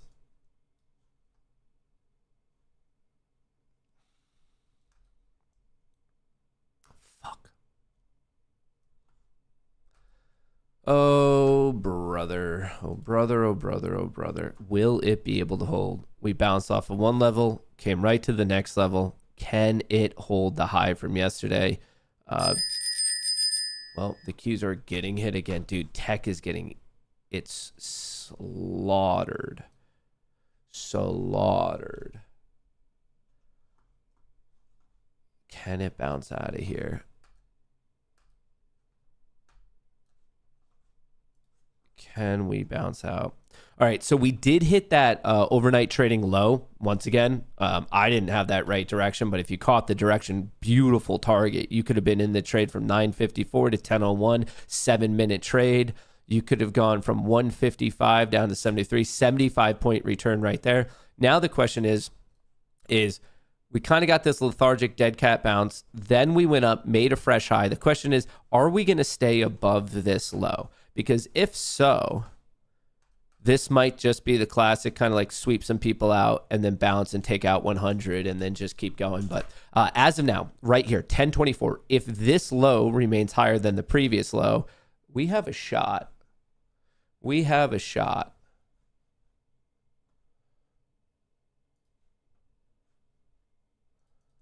We have a shot, maybe.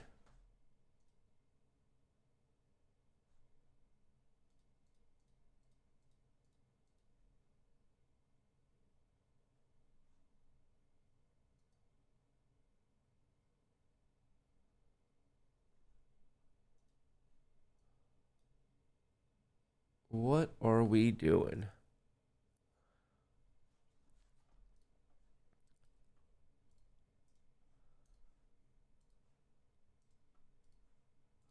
All right. Basically, on NQ, I'm watching 25,100, and then I'm also watching 59 and 51. 51 is the regular trading hour low. I'm just wondering, is this the reversal sign? We puked, we popped, we came back down, we just put in a higher low. Will we come off of this? Obviously, the risk reward is worthwhile. Your risk is either 59 or 51. On the breakout of 100, you're also then talking about a potential return up to 160. So from a risk reward perspective, it's a good trade. It's just more of a question of I wish I could take it.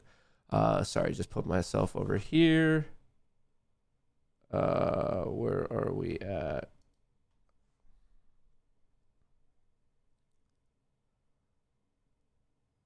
Damn, I can't. This is just brutal. Brutal.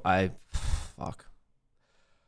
Oh, when things go wrong, it's just so easy to get tilted. And that's one aspect of trading that I very much hate is like, well, first of all, okay, outside of the technical issue, one fair thing that I could take of like self-criticism of like, okay, like where did things go wrong? Granted, sometimes technical issues are out of your control. Maybe trading too early. I saw this break and I thought maybe it could go, but you could also say like, Matt, that's just generically a bit early on the day. Granted, I got unlucky, and as much as you could get unlucky, you could also get lucky. That could have kept going. This red bar here at 9:54 could have just been a giant green bar. But if I cut it really, really quickly, I would have been able to sidestep the data issue anyway. So, wow, Tesla's really getting fucked up. Find it very unhealthy, this concept of blaming others. And I feel like I'm kind of doing that. And I think it's because I'm in the moment of frustration. So you initially say like, this is fucking stupid, and you try to blame someone else. But I think it's even healthier as quickly as you can to come back and take a little bit more of self-ownership and be like, okay, like, where did it go right? Where did it go wrong? How could you have impacted whatever situation a little bit more positively?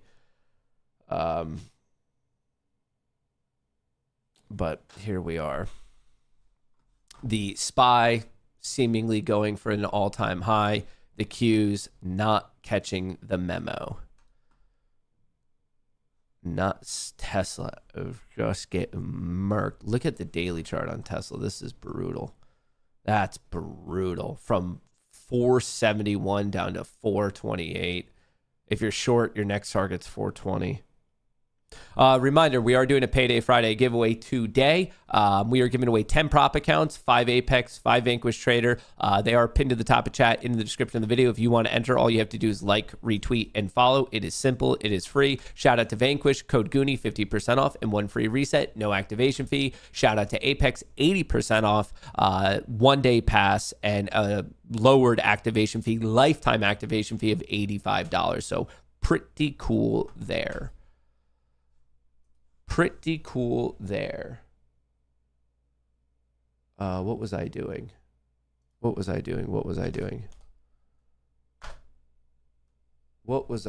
in the world was your boy doing?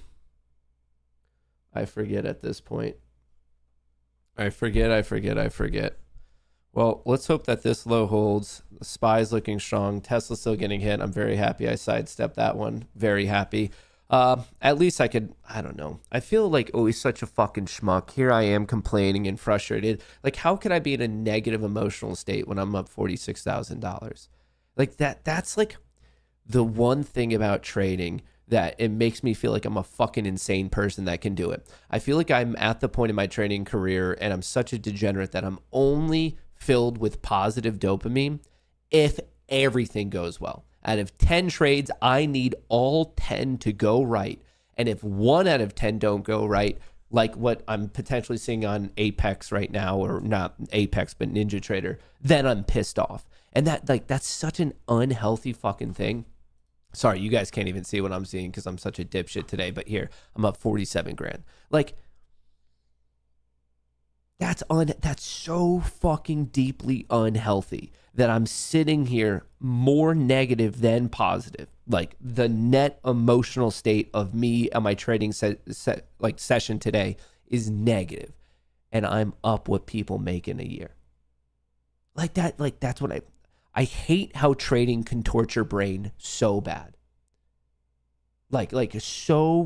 Like that's not good. Like I get, and that's crazy for me to say. This is my job. This is what we talk about all day. But I don't think it's being honest on my side of the camera if we don't talk about the negatives, because too much of trading and scalp trading and the world of your money is made off of money. Like, we are directly the job and the skill. We're not producing anything else. We're making bets on money itself with money to ideally make more money. That it's glorified too much, and I deeply believe trading is not for everyone. Most days of the week, I question if it's for me. I get that all these other influencers and traders and gurus are going to tell you everyone can trade and trading's the best thing. No, most people should not trade. Most people should not trade. It's a brutal fucking psychology. And then even if you have a good psychology, you have to be in the right financial situation. And even if you have the right psychology and you're in the right financial situation, you have to be in the right time situation where you could dedicate the appropriate amount of time to it. Like, it's just, most people should not be traders. And I know that's like counterintuitive to my audience right here, because I need you guys to engage in more. Like, for me, it's better the more people who trade. But I guess I would rather have a smaller audience and tell you guys the truth rather than have a larger audience and just fucking lie to you, because we've seen where that's gone in the past, and it's just not worth it. It's just fucking not worth it. Matt, your data breakdown saved me every day. Hey, I'm happy I'm helping at least one person. This is called the hedonic treadmill. Well, generally I'm a little bit biased to stair stepping, but hey, I'll give it a look. The hedonic treadmill, or hedonic adaptation, describes the dependency of your people to return to a stable baseline level of happiness despite major positive or negative life events. For example, a new job or winning the lottery initially brings a surge of joy, but the happiness eventually fades as one adapts or returns to their personal happiness. This phenomena, is there a video? What's this guy? Let's see what this jabroni has to say. talk about the hedonic treadmill, why it's super important to minimalism and intentional living, and how you can use it to make your life better every single day. Break the switch. The hedonic treadmill is sometimes referred to as hedonic adaptation, and it's the concept that humans will return to a relatively stable level of happiness despite positive or negative events that happen in our lives. As with anything, there are significant pros that come along with our ability to adapt like that, and there are some significant cons that come along with that ability as well. For example, if something very good happens in your life, and your lifestyle improves in a significant way, it is more than likely that those increases in your lifestyle that cause a certain amount of happiness to occur will level out, you will get used to them, and you will return to the same level of happiness that you were at before those things happened. On the flip side, it's also been shown that we have the ability to do the opposite. If we receive a pay cut or have to take a job in a location that isn't favorable, we will return to the previous level of happiness before any of that happened at a relatively quick pace. I'm sure you can imagine just how important the hedonic treadmill is and how important it is to make sure that we don't get stuck on it, constantly chasing things that we feel will make us happy, but won't actually make us happy for all that long. With that in mind, there are a few ways that we can use the hedonic treadmill to actually make us happier and make our lives significantly better. The first way that you can use the hedonic treadmill to your advantage is if something really good happens to you, or if you get a raise at work or something like that. Just like they always say, don't spend it all in one place. You'll be much happier for much longer if you use your money slowly over time to improve your lifestyle or help others in a similar way. For example, if you get a promotion at work and start making extra money, and then you start going out to restaurants to eat a lot more frequently than you did before, within 3 to 6 months, you will simply adjust to the expectation of going out to eat, and it will no longer be a luxury. That way, you just kind of adjust, and it becomes a normal part of the routine. This is the same reason that people who win millions and millions of dollars in a lottery usually end up declaring bankruptcy within 9 months to 5 years. It's because they massively improve their lifestyle way too quickly, and the money that they're making simply cannot keep pace. The second way that you can use the hedonic treadmill to your advantage is this. If you have to make lifestyle cuts, or if something bad happens to you, or if you lose a job,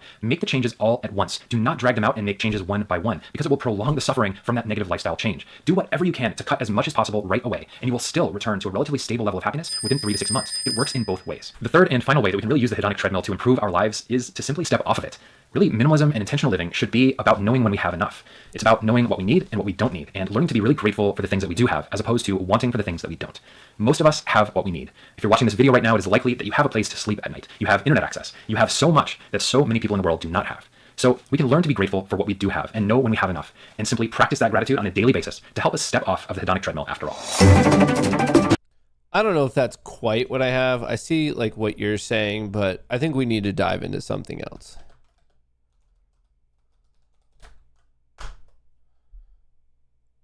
As I spell it wrong, that was not intentional, by the way. I want to stop here for a second. The word you use is considered offensive, and I wouldn't use it to describe yourself or anyone. I'm talking from a medical sense. If you mean medically, the term you use is outdated and not used in the healthcare anymore. The proper medical term would be intellectual disability, which refers to significant limitations in both intellectual functioning, like reasoning, learning, and problem solving, and adaptive behavior, like everyday social and practical skills. Well, I've now learned from ChatGPT that I'm not retarded, retarded. I am just good news. Good news, bad news. I am intellectually disabled. So kind of a good news, bad news type of result on that one, folks.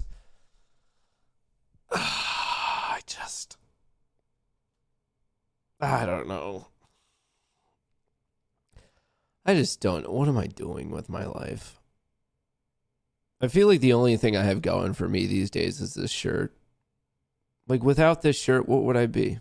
I'd be the shell of a man. I'd just be a bodysuit. You know? You guys ever wake up in the morning and you just feel like a bodysuit? Like a carbon-based bodysuit with nothing going on inside? You ever just think, what's the point of my final tether to reality? I think the only thing, I have two things going for me in this world. This shirt and all the shrimp I've caught on old school RuneScape. It's just, if it wasn't for a mixture of shrimp and sardines in my bank account and this hot as fuck plaid shirt, where would I be? What would I have? What would I have to leave my daughter on the day of her wedding, you know? What about those short ladder attacks? The buffalo shirt would have helped. Thanks, guys, pointing out my downfalls. Wearing the same shirt and no pants for the last 5 days. Joke's on you. I've been wearing a thong this entire time.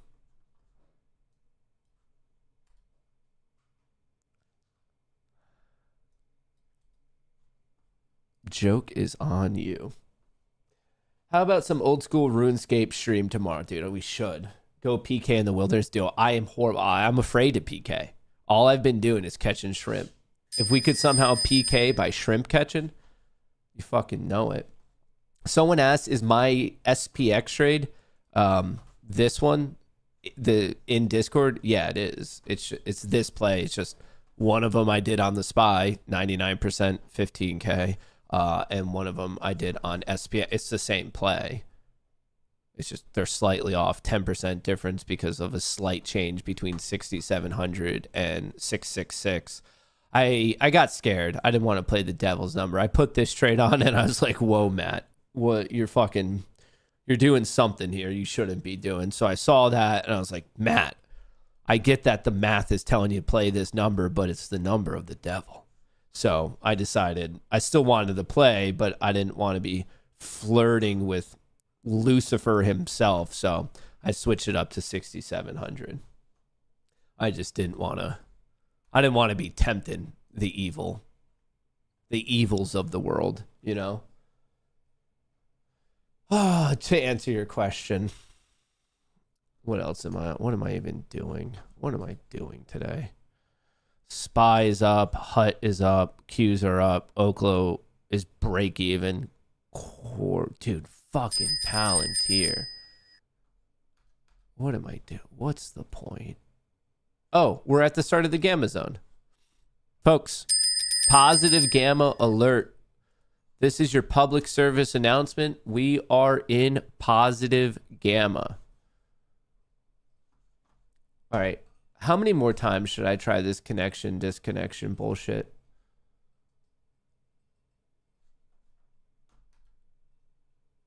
Do you want to walk through what would qualify as an intellectual disability medically, or are you more asking whether your struggles, like in trading, focus, or life stress, could point to something else? You can see I talk to ChatGPT too much. Am I an intellectually disabled trader? No, you are absolutely not an intellectually disabled trader. Wait until my wife finds out about that one. Wait until I let my mom know that I am not an intellectually disabled trader. Intellectual disability is a clinical diagnosis that refers to a significant limitations, IQ, reasoning ability, generally below 70, adaptive functionality, daily living skills, communication, independence, onset before age 18. Well, what if I got it later? Your coding strategy is a ninja trader, running complex multi-timeframe logic, iterating through research with statistical breakdowns, and managing a trading community. Those are high-level cognitive tasks. If you were intellectually disabled, you simply couldn't do those things. What you might be feeling instead when traders ask themselves this kind of question is not about actual IQ or intellectual disability. It's frustration, burnout, self-doubt, comparison to others. Bottom line, you're not intellectually disabled trader. You're a trader dealing with hard markets and pushing through tough learning curves. Thank you, chat. I told you guys, I'm not dumb. I'm not. It's not me. It's just a hard field. Oh, it's funny because it's me. It's funny because it's me, folks. That's a functioning disability. What are we doing? What are we doing? What if I try to connect the data one at a time. All right. First thing I could do is I could kill Bookmap. Sorry, I know the screen's messed up, but remember, I'm not intellectually disabled. It just happens to be a different issue. I'm gonna disconnect all the data one at a time and then reconnect and see if that fixes anything. You never know, brother. You never know. All right, it's disconnecting now. Not good that the Qs are barely green as the SPY skyrocketed to a new high. Not good vibes whatsoever. Speaking of that, we are getting close to my next target. Remember, 6,750 is a big one. 6,750. We are actually, people started to take some of their profits here. With the wealth you've gained in the past 5 years, would you say it has made happier or more difficult things? Dude, having money slaps. Whenever anyone tells you having money like doesn't help out, they're fucking liars. They've either never had money or they're trying to make you not feel bad. Of course, when you have money, you still have issues in life. It doesn't like automatically get rid of your issues. For example, no matter how much money you have, you can lose loved ones. You could have poor health yourself. You're never going to be able to buy time back. Of course, there are certain things that money cannot solve, but I would rather still have money because then I can solve the things that money can solve. So, for example, you don't have to fret over paying certain bills, this, that, or the other thing. So does money solve all issues? No, it does solve a lot of issues. And then in small circumstances, it can also prompt new issues. So an example of that would be, and you hear this all the time, is when a family member passes away and there's a will and the recipients of whatever gifts in the will, they're not happy with it, and it could cause a lot of family strife. So there's pros and cons. I would obviously argue that having money has more pros than it does cons. That doesn't negate the fact that there are cons in certain circumstances. And obviously you could have a lot of money and it could be horrible and your life could suck and you could have bad health and you could be losing all your loved ones. And then there's people with no money who have an amazing life and a loving family and great health. So like many things in this world, it's not black and white. There's a gradient, but I think for most people in this world, myself included, if you had an extra $10, $25, $50,000 in your bank account, you'd probably just sleep a little bit more comfortable knowing that all of a sudden, if a random bill came up, God forbid you need it for medical expenses, if your car breaks down, if you need to buy an emergency flight to see a friend or a family member, knowing that it's a mental cushion, I would say. But there's been many, many studies on this, and there is a breaking point where it no longer increases. And for some reason, I want to say it's $75,000. There's actually been some really, really interesting research on this. I think as in the happiness you gain as a financial cushion in your bank account, I believe the number is 75K, that if your bank account has more than that in it, it's no longer linear. You're not gaining any more happiness. So another way to say it is you get very, very happy about the financial cushion, but I believe the number is 75K. So when you go from 75K to 100, 100 to 150, 150 to 250, you're no longer like getting that positive feedback. Like there is a breaking point. Probably, I guess with inflation, the number's probably a little bit larger. I read this study a couple of years ago. So let's just even say for the sake of this conversation, it's 100K. Your happiness and your comfort no longer linearly increase. You do hit a wall and you just, I guess, run into other human issues. Marginal utility beyond 75K for inflation, probably now like 100K. I could buy that. Made a lecture that 60 to 70K have a ceiling of how much it affects. I could believe that. So because of inflation, I wouldn't be surprised if the number's slightly higher. Most Americans don't have $1,000. I fully respect that as well. I believe in my age demographic, I'm a young 30-year-old. I believe in my age demographic, the average person has $3,000 worth of debt is like the median. And it's just generally because of school and school loans and other forms of debt that the average young 30-year-old in America actually just legit has debt.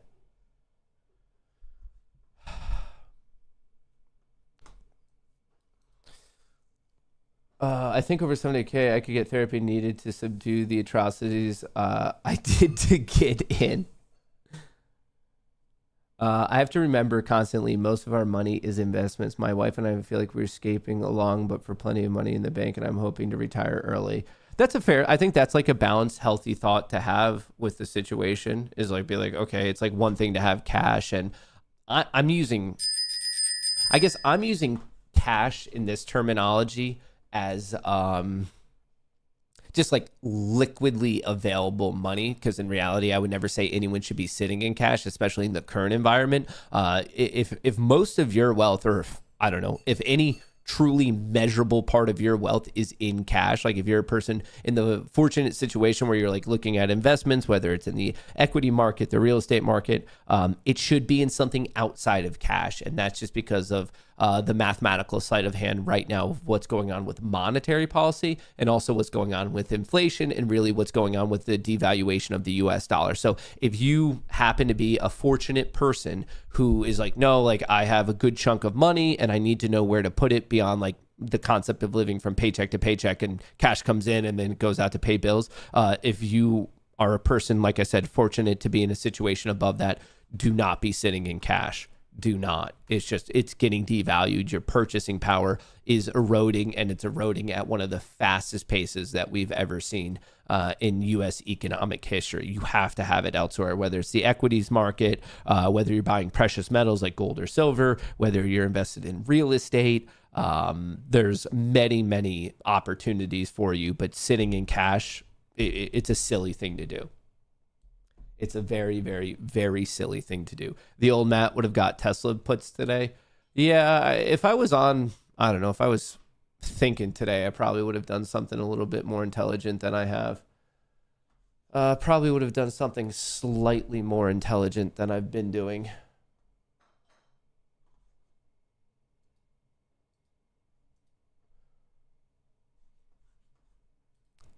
Yeah, we're running into this wall right here. Interestingly enough, though, it's not like we hit 499 or like we really didn't even hit 498. I'm surprised we're seeing a little bit of this double top in the S&P 500 right now. Feels like it's really because of the weakness in tech. Tesla keeps puking and Nvidia is not really bouncing. But on the flip side, it's not all bad. Microsoft is going up and Apple's going flat, at least. So that's at least not outing to the downside pressure. Microsoft is trying to undo the slight downward on Nvidia, but Tesla's just getting murked. Meta did puke, but it's at least going flat now. What's the other big one? Amazon's flat. Google is actually up. Okay, so the bad tech play right now is Tesla.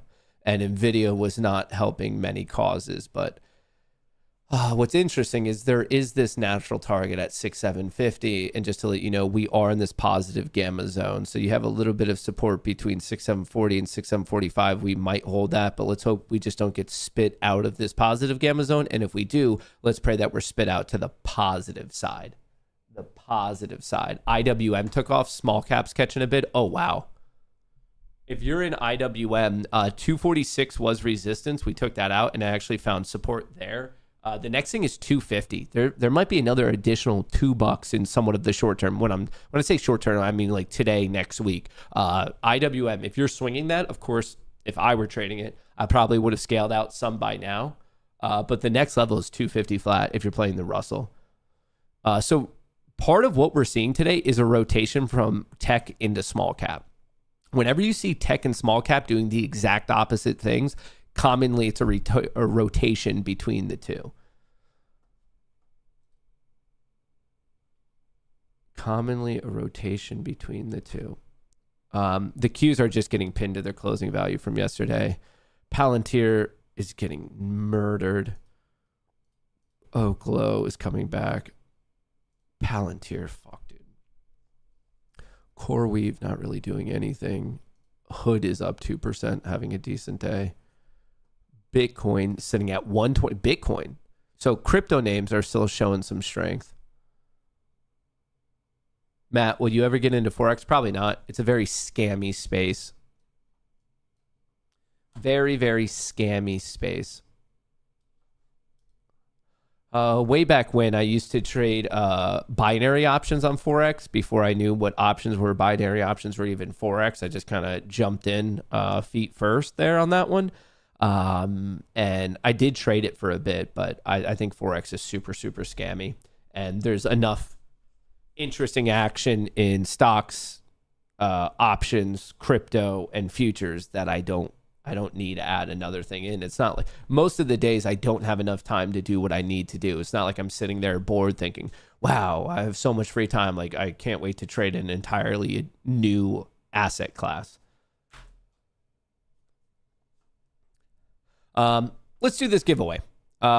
I'm going to give you guys a couple more minutes to get entered. All you have to do is like, retweet, and follow. It is pinned to the top of chat. It's in the description of the video. It is free. Free. Just do what these other 179 people have done. All you have to do is like, retweet, and follow. Pinned to the top of chat in the description of the video, or go to my Twitter profile at Matt_Kohrs. I'm going to give you guys a couple extra minutes and explain what's going on. We're giving away 10 prop accounts, 5 Apex, 5 Vanquish Trader. The code Goonie, if you want to buy one, can be used on both. 50% off and one free reset on Vanquish. And then on Apex, code Goonie, once again, 80% off and a cheap lifetime upgrade fee. So, and also a 1-day pass there. So if you're a futures trader, check out the Apex one. If you're an options trader, check out the Vanquish one. Obviously, shout out to both being a part of this 2x giveaway. And we're also going to put everyone into a marble race, which I need to get set up right now. And the winner of that will be getting some cold, hard cash.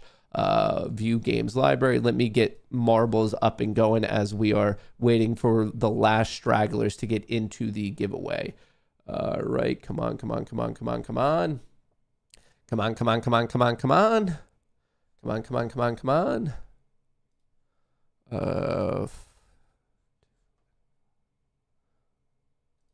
on. Why is my screen weird? What the fuck is going on? All right, there we go. Hang on, let me do some quick math here.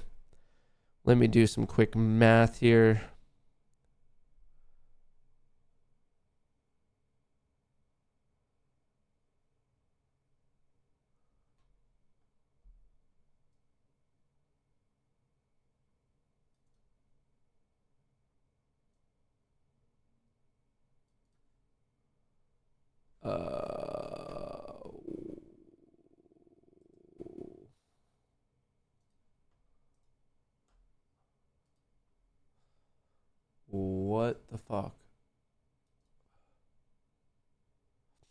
All right, we're going to see how this all goes. Why is this game not loading? Oh, here we go. It was just on the other monitor. My apologies. Can you guys see this?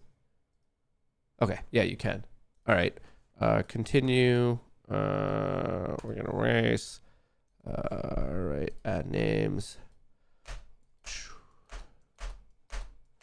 1, 2, 3, 4, 5, 6, 7, 8, 9, 10. All right, that's going to be for our 10 competitors. All right, I assume you guys had enough time to figure this out. If you didn't, I guess that's on you, and there's always going to be next week, but 202 of you figured it out. Awesome. All right, let's get rid of that. Let's get rid of that. Let's get rid of that. Twitter picker. All right, cool, cool, cool. The link is right here. Copy. All right, close pop-up. All right, there you go. Okay, so you have to like and retweet. We're going to do first the 5 Apex and then second the 5 Vanquish. So it's going to be 2 different drawings, and then all 10 are going to be put into the race. So you have to like and retweet and follow Matt_Kohrs. Okay. Okay. All right, so these first 5 are for Apex. So hang on, Apex. I just want to write this down. All right, we have 5, Matt_Kohrs, like, retweet. Okay, cool. We are doing this. We are picking our 5. All right, let me take a screenshot of that, unlike last week where I completely fumbled it. Congratulations to Dave Spears, Van Ruza, Ford Performance, and Joel and Ross. All right, so once again, you guys all got an Apex account. All right, cool. Let me save that. All right, downloads, yes. All right. All right. And then we'll do it again. Once again, these are now for Vanquish accounts. All right, cool. It looks like it's Coffee Break, Billionaire, Bunker, A1 Perception. I noticed you from last week, and Kiva. All right, you guys are all the winners of a Vanquish account. So those are our 5 and 5. So 10 prop winners. The first 5 for Apex, the second 5 for Vanquish. And now we got to get into the really exciting thing. All right, so I have all those accounts in case I just need them for later. So we did that. All right, this is still going. We're showing some strength here. If you happen to be paying attention to SPX still, watch 750, very, very important. And then past 750, the top of the zone is 65.70. That's the top of the positive gamma zone. And then there's actually some negative gamma up to 75 if you're feeling real degen about it today. All right, let me get all the competitors loaded in here. Let's get this off here so you guys don't see all my screenshots. All right, where did that go? Date. Is this the right one? Okay. Nope, that is not the right one. Is this the right one? Okay. So Dave was the first winner. Then Razu was the second. Ford Performance was the third. Ross was the fourth, and Joel was the fifth. That was all the Apex winners. The Vanquish winners are Coffee Break, Billionaire FRX, Bunker, A1 Perception, A1 Steak Sauce, and then Kiva. All right. Finish. All right. We have our 10. We're doubling up today. All right. Let's minimize that for a second. I will, obviously, if you are a winner, I will be reaching out to you later today to get you the coupon codes and all the information for winning. So please check your DMs later on today. And then also, let's get some music bumping back here. Let's get some tendies and tunes going. Remember, all the music you guys hear in the morning, we do put up for free. Everyone's allowed to listen to it. It's all on tendies and tunes. Where was that one? Little Kohrs Scream was a good one. All right. Do we have this all up? You guys should see this. Great. We have that. Where's the random? All right. We're doing hop, skip, and a jump, and there was 10 competitors today. Let's get into this.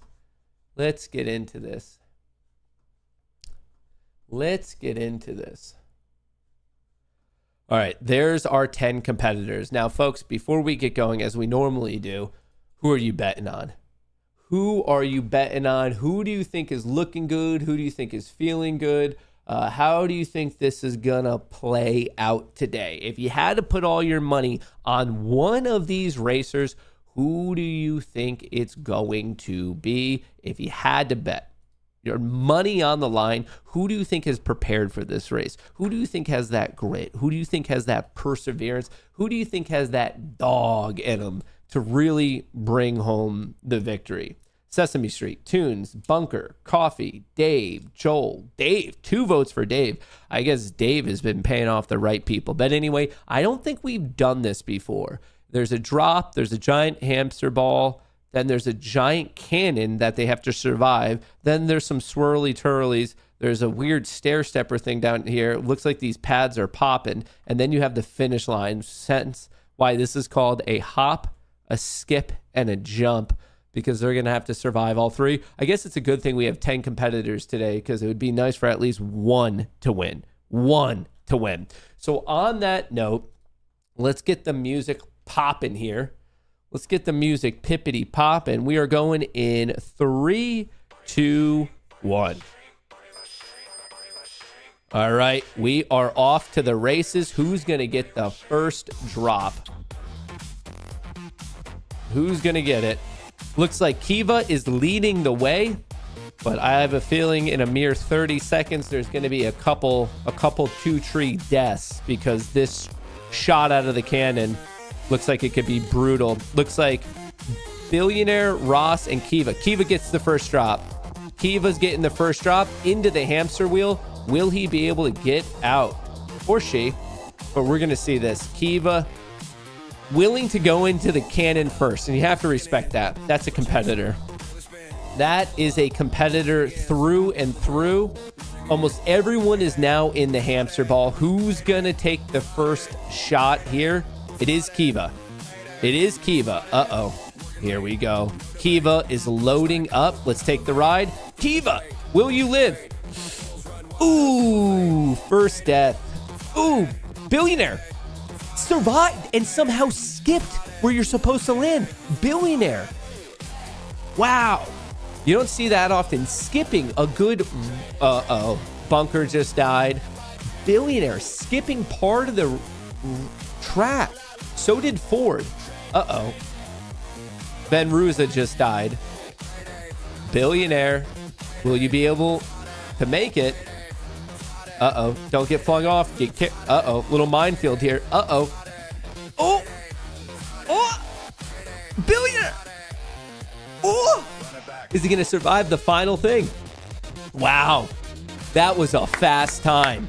Billionaire, you're already rich. You're already wealthy, but I must admit, you're now going to be $150 more wealthy after that. What a performance.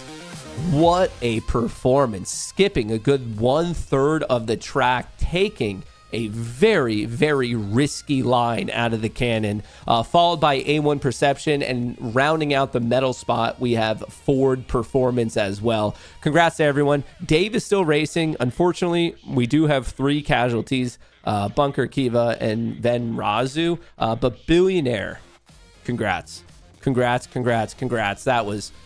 That was some high-level athletic racing performance. Folks, just join me in a quick round of applause. Join me in a quick round of applause for Billionaire there, and really for all the competitors. All the competitors. That one went actually way quicker than I thought it would. We're taking a bit of a breather here, I guess. I didn't realize that the market has started going the opposite way. The Qs are still getting pinned to their closing value from yesterday.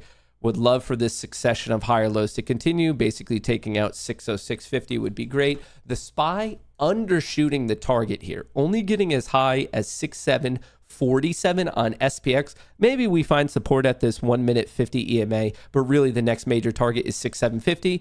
That's a solid one. And if we take that out, there is a shot of 6775 today. If you're feeling real crazy, if that 0DTE call option has nothing but FOMO, we might be talking about 6,800, but I do want to let you know that the likelihood of that today is not just low, it is very, very low because of the current structure. That's just a lot of positive gamma that the market has to overcome. So it's one thing to get up to 70, 75 because you're breaking out of the positive gamma, a little bit of an overreach to this negative gamma node. That's all possible. But to talk about it, like, it could happen. I don't want to say there's a 0% chance, but it's probably tactically better to scale out on our venture up to that. Continue to watch the Russell because it seems like there has been a big pivot, rotation of money from the Russell into the Russell out of the NASDAQ. The NASDAQ clearly underperforming today. You have the Russell up 1.4%. You have the SPY up 0.4%, and the Qs are barely holding on to being green. So big difference there. And part of the reason is because Tesla just will not stop puking. Tesla's getting murked. Palantir is getting murked. Oklo trying to fight back. Meta trying to fight back. NVIDIA, if it could catch a bid, maybe the Qs can get back up to 607. But that's pretty much the situation. Oh, I think my shit reconnected. Oh, can you guys see this? This is stupid. Yeah, as I worried, I lost some of these accounts. Gone. So I still have 1, 2, 3, 4, 5, 6, 7, 8, 9, 10, 11, 12, 13 accounts. So I lost 7 Apex accounts and I lost 3 Tradeify accounts. So I lost 10 accounts and I still have 13. And I'm somehow in a position of 4 contracts. But as you guys saw, I had 2. I don't know. I can't. I don't want to be here and be a little whiny bitch because I can't say. I honestly was mentally prepared to lose them all, but that's just a bummer. Well, I'll just try to, now that it looks like the data is coming across at the proper time and at the proper speed, I'll try to manage this. I should probably move my stop up, but even that, why is the stop 2 when I'm long 4? I'm red. It's just not my day, Batman. Not my day. Not my day. Maybe I'll get lucky. Maybe there'll be an email later that says, hey, we noticed data issues for a lot of people, so congrats, you're going to get your account back. But I doubt it. So my goal at this point is to obviously manage this position and manage, I guess I must have gotten out of public. These are my swing trades. I want to manage that position and I want to manage this position. So up 14.5 there, up an additional 50 there. So that's about 65-ish. Uh-oh. I'm not the biggest fan of this. I'm hoping that this downturn can stop like soon. Little failed bounce. So we were pushing, and then on this breakdown at 11:02 at the turn of the hour, we did make a fresh low right here, and it originally found its bottom at 11:03. We popped up, clearly a lower high. So we've gone from higher highs and higher lows to now lower highs and lower lows. So we've gone from a short-term 1-minute bullish trend to now a short-term 1-minute bearish trend. For this trend to switch, by definition, you're definitely not going to want to see these continued lows, and you're going to want to see a recent high taken out, because if you take out a high, by definition, that means you have to have a new high. So if you are bullish, you want to see the market basically stop making lows and at minimum take out 6744 and ideally take out 674748. If you're bearish, you want to see this new trend continue of right here. Here are the relative highs. Here are the relative lows. So we have lower highs. We have lower lows. So right now, on a 1-minute perspective, it is bearish. Here's a look at options flow. The Mag 7 is flat and doing nothing like yesterday. The S&P 500, quite a bit of profit taking and puts coming in. Jesus. Starting right at 11, the turn of the hour brought a host of call selling and of put buying. That's not good. Right here, right at 11. Shit. Yeah, it's the double doozy. The old double doozy. Call selling and put buying. The delta dropping from 1 billion. It dropped $1 billion in delta notional value in about 11 minutes. That is some size, folks. Price hasn't shown it that much, which I guess thus far is good. But you definitely had some profit takers and some people getting into puts. So just be careful, because we are at, hey, it's 11:11. Maybe you should wish on making some money today. Just be careful. It is a Friday. It's a funky Friday. Just respect your risk. I would argue that the bulls are in control.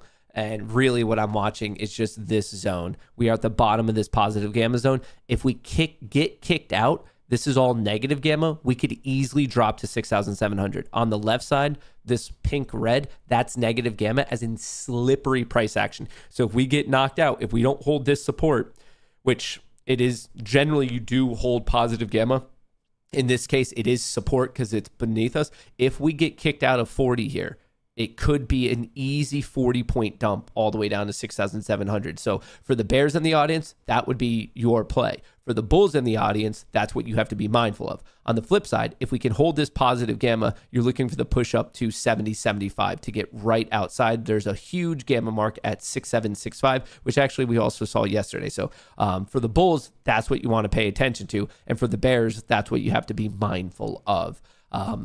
Beyond that, be mindful of this rotation from tech into the Russell. Russell's taking a bit of a hit now, and surprise, surprise, we're seeing a bit of a rotation back into tech. So whatever, but also let me remind you that we're kind of getting into the lunch period where notoriously not a lot happens. So I'm just going to be setting up my alerts, but this is, the bulls want to defend this zone between basically here at 40. You don't want it to go much, because before you know it, especially if we see this succession, or not only are we getting into negative gamma, but if it continues with this trend of call selling and put buying, it'll actually speed it up even further as we fall down this. So please, please, please be mindful of that. Please be mindful of that. But hopefully we just have this support right here. I'm actually going to set an alert just because I want to know if that snaps or not. But I am looking to personally, depending on the time of the day, I'm hopeful for us hitting 750. If we hit it early, I won't be taking profits there. If it's later in the day, I'll be taking some profits there. But if we do hit it early and there's enough time in the day and there's good options flow, I'll actually be targeting 775 up here to take some of my money. But once again, that's my trading plan, and that's based on what I currently see. But the market is obviously very dynamic. So I very, very much hope that you guys have your own trading plan and do everything in your power to stick to it. Folks, that's what I have for you. I appreciate you tuning in. I appreciate the good vibes. I appreciate you dealing with me while I'm trying to figure out if I have intellectual disabilities or not. I appreciate you trying to, I don't know, vibe out in the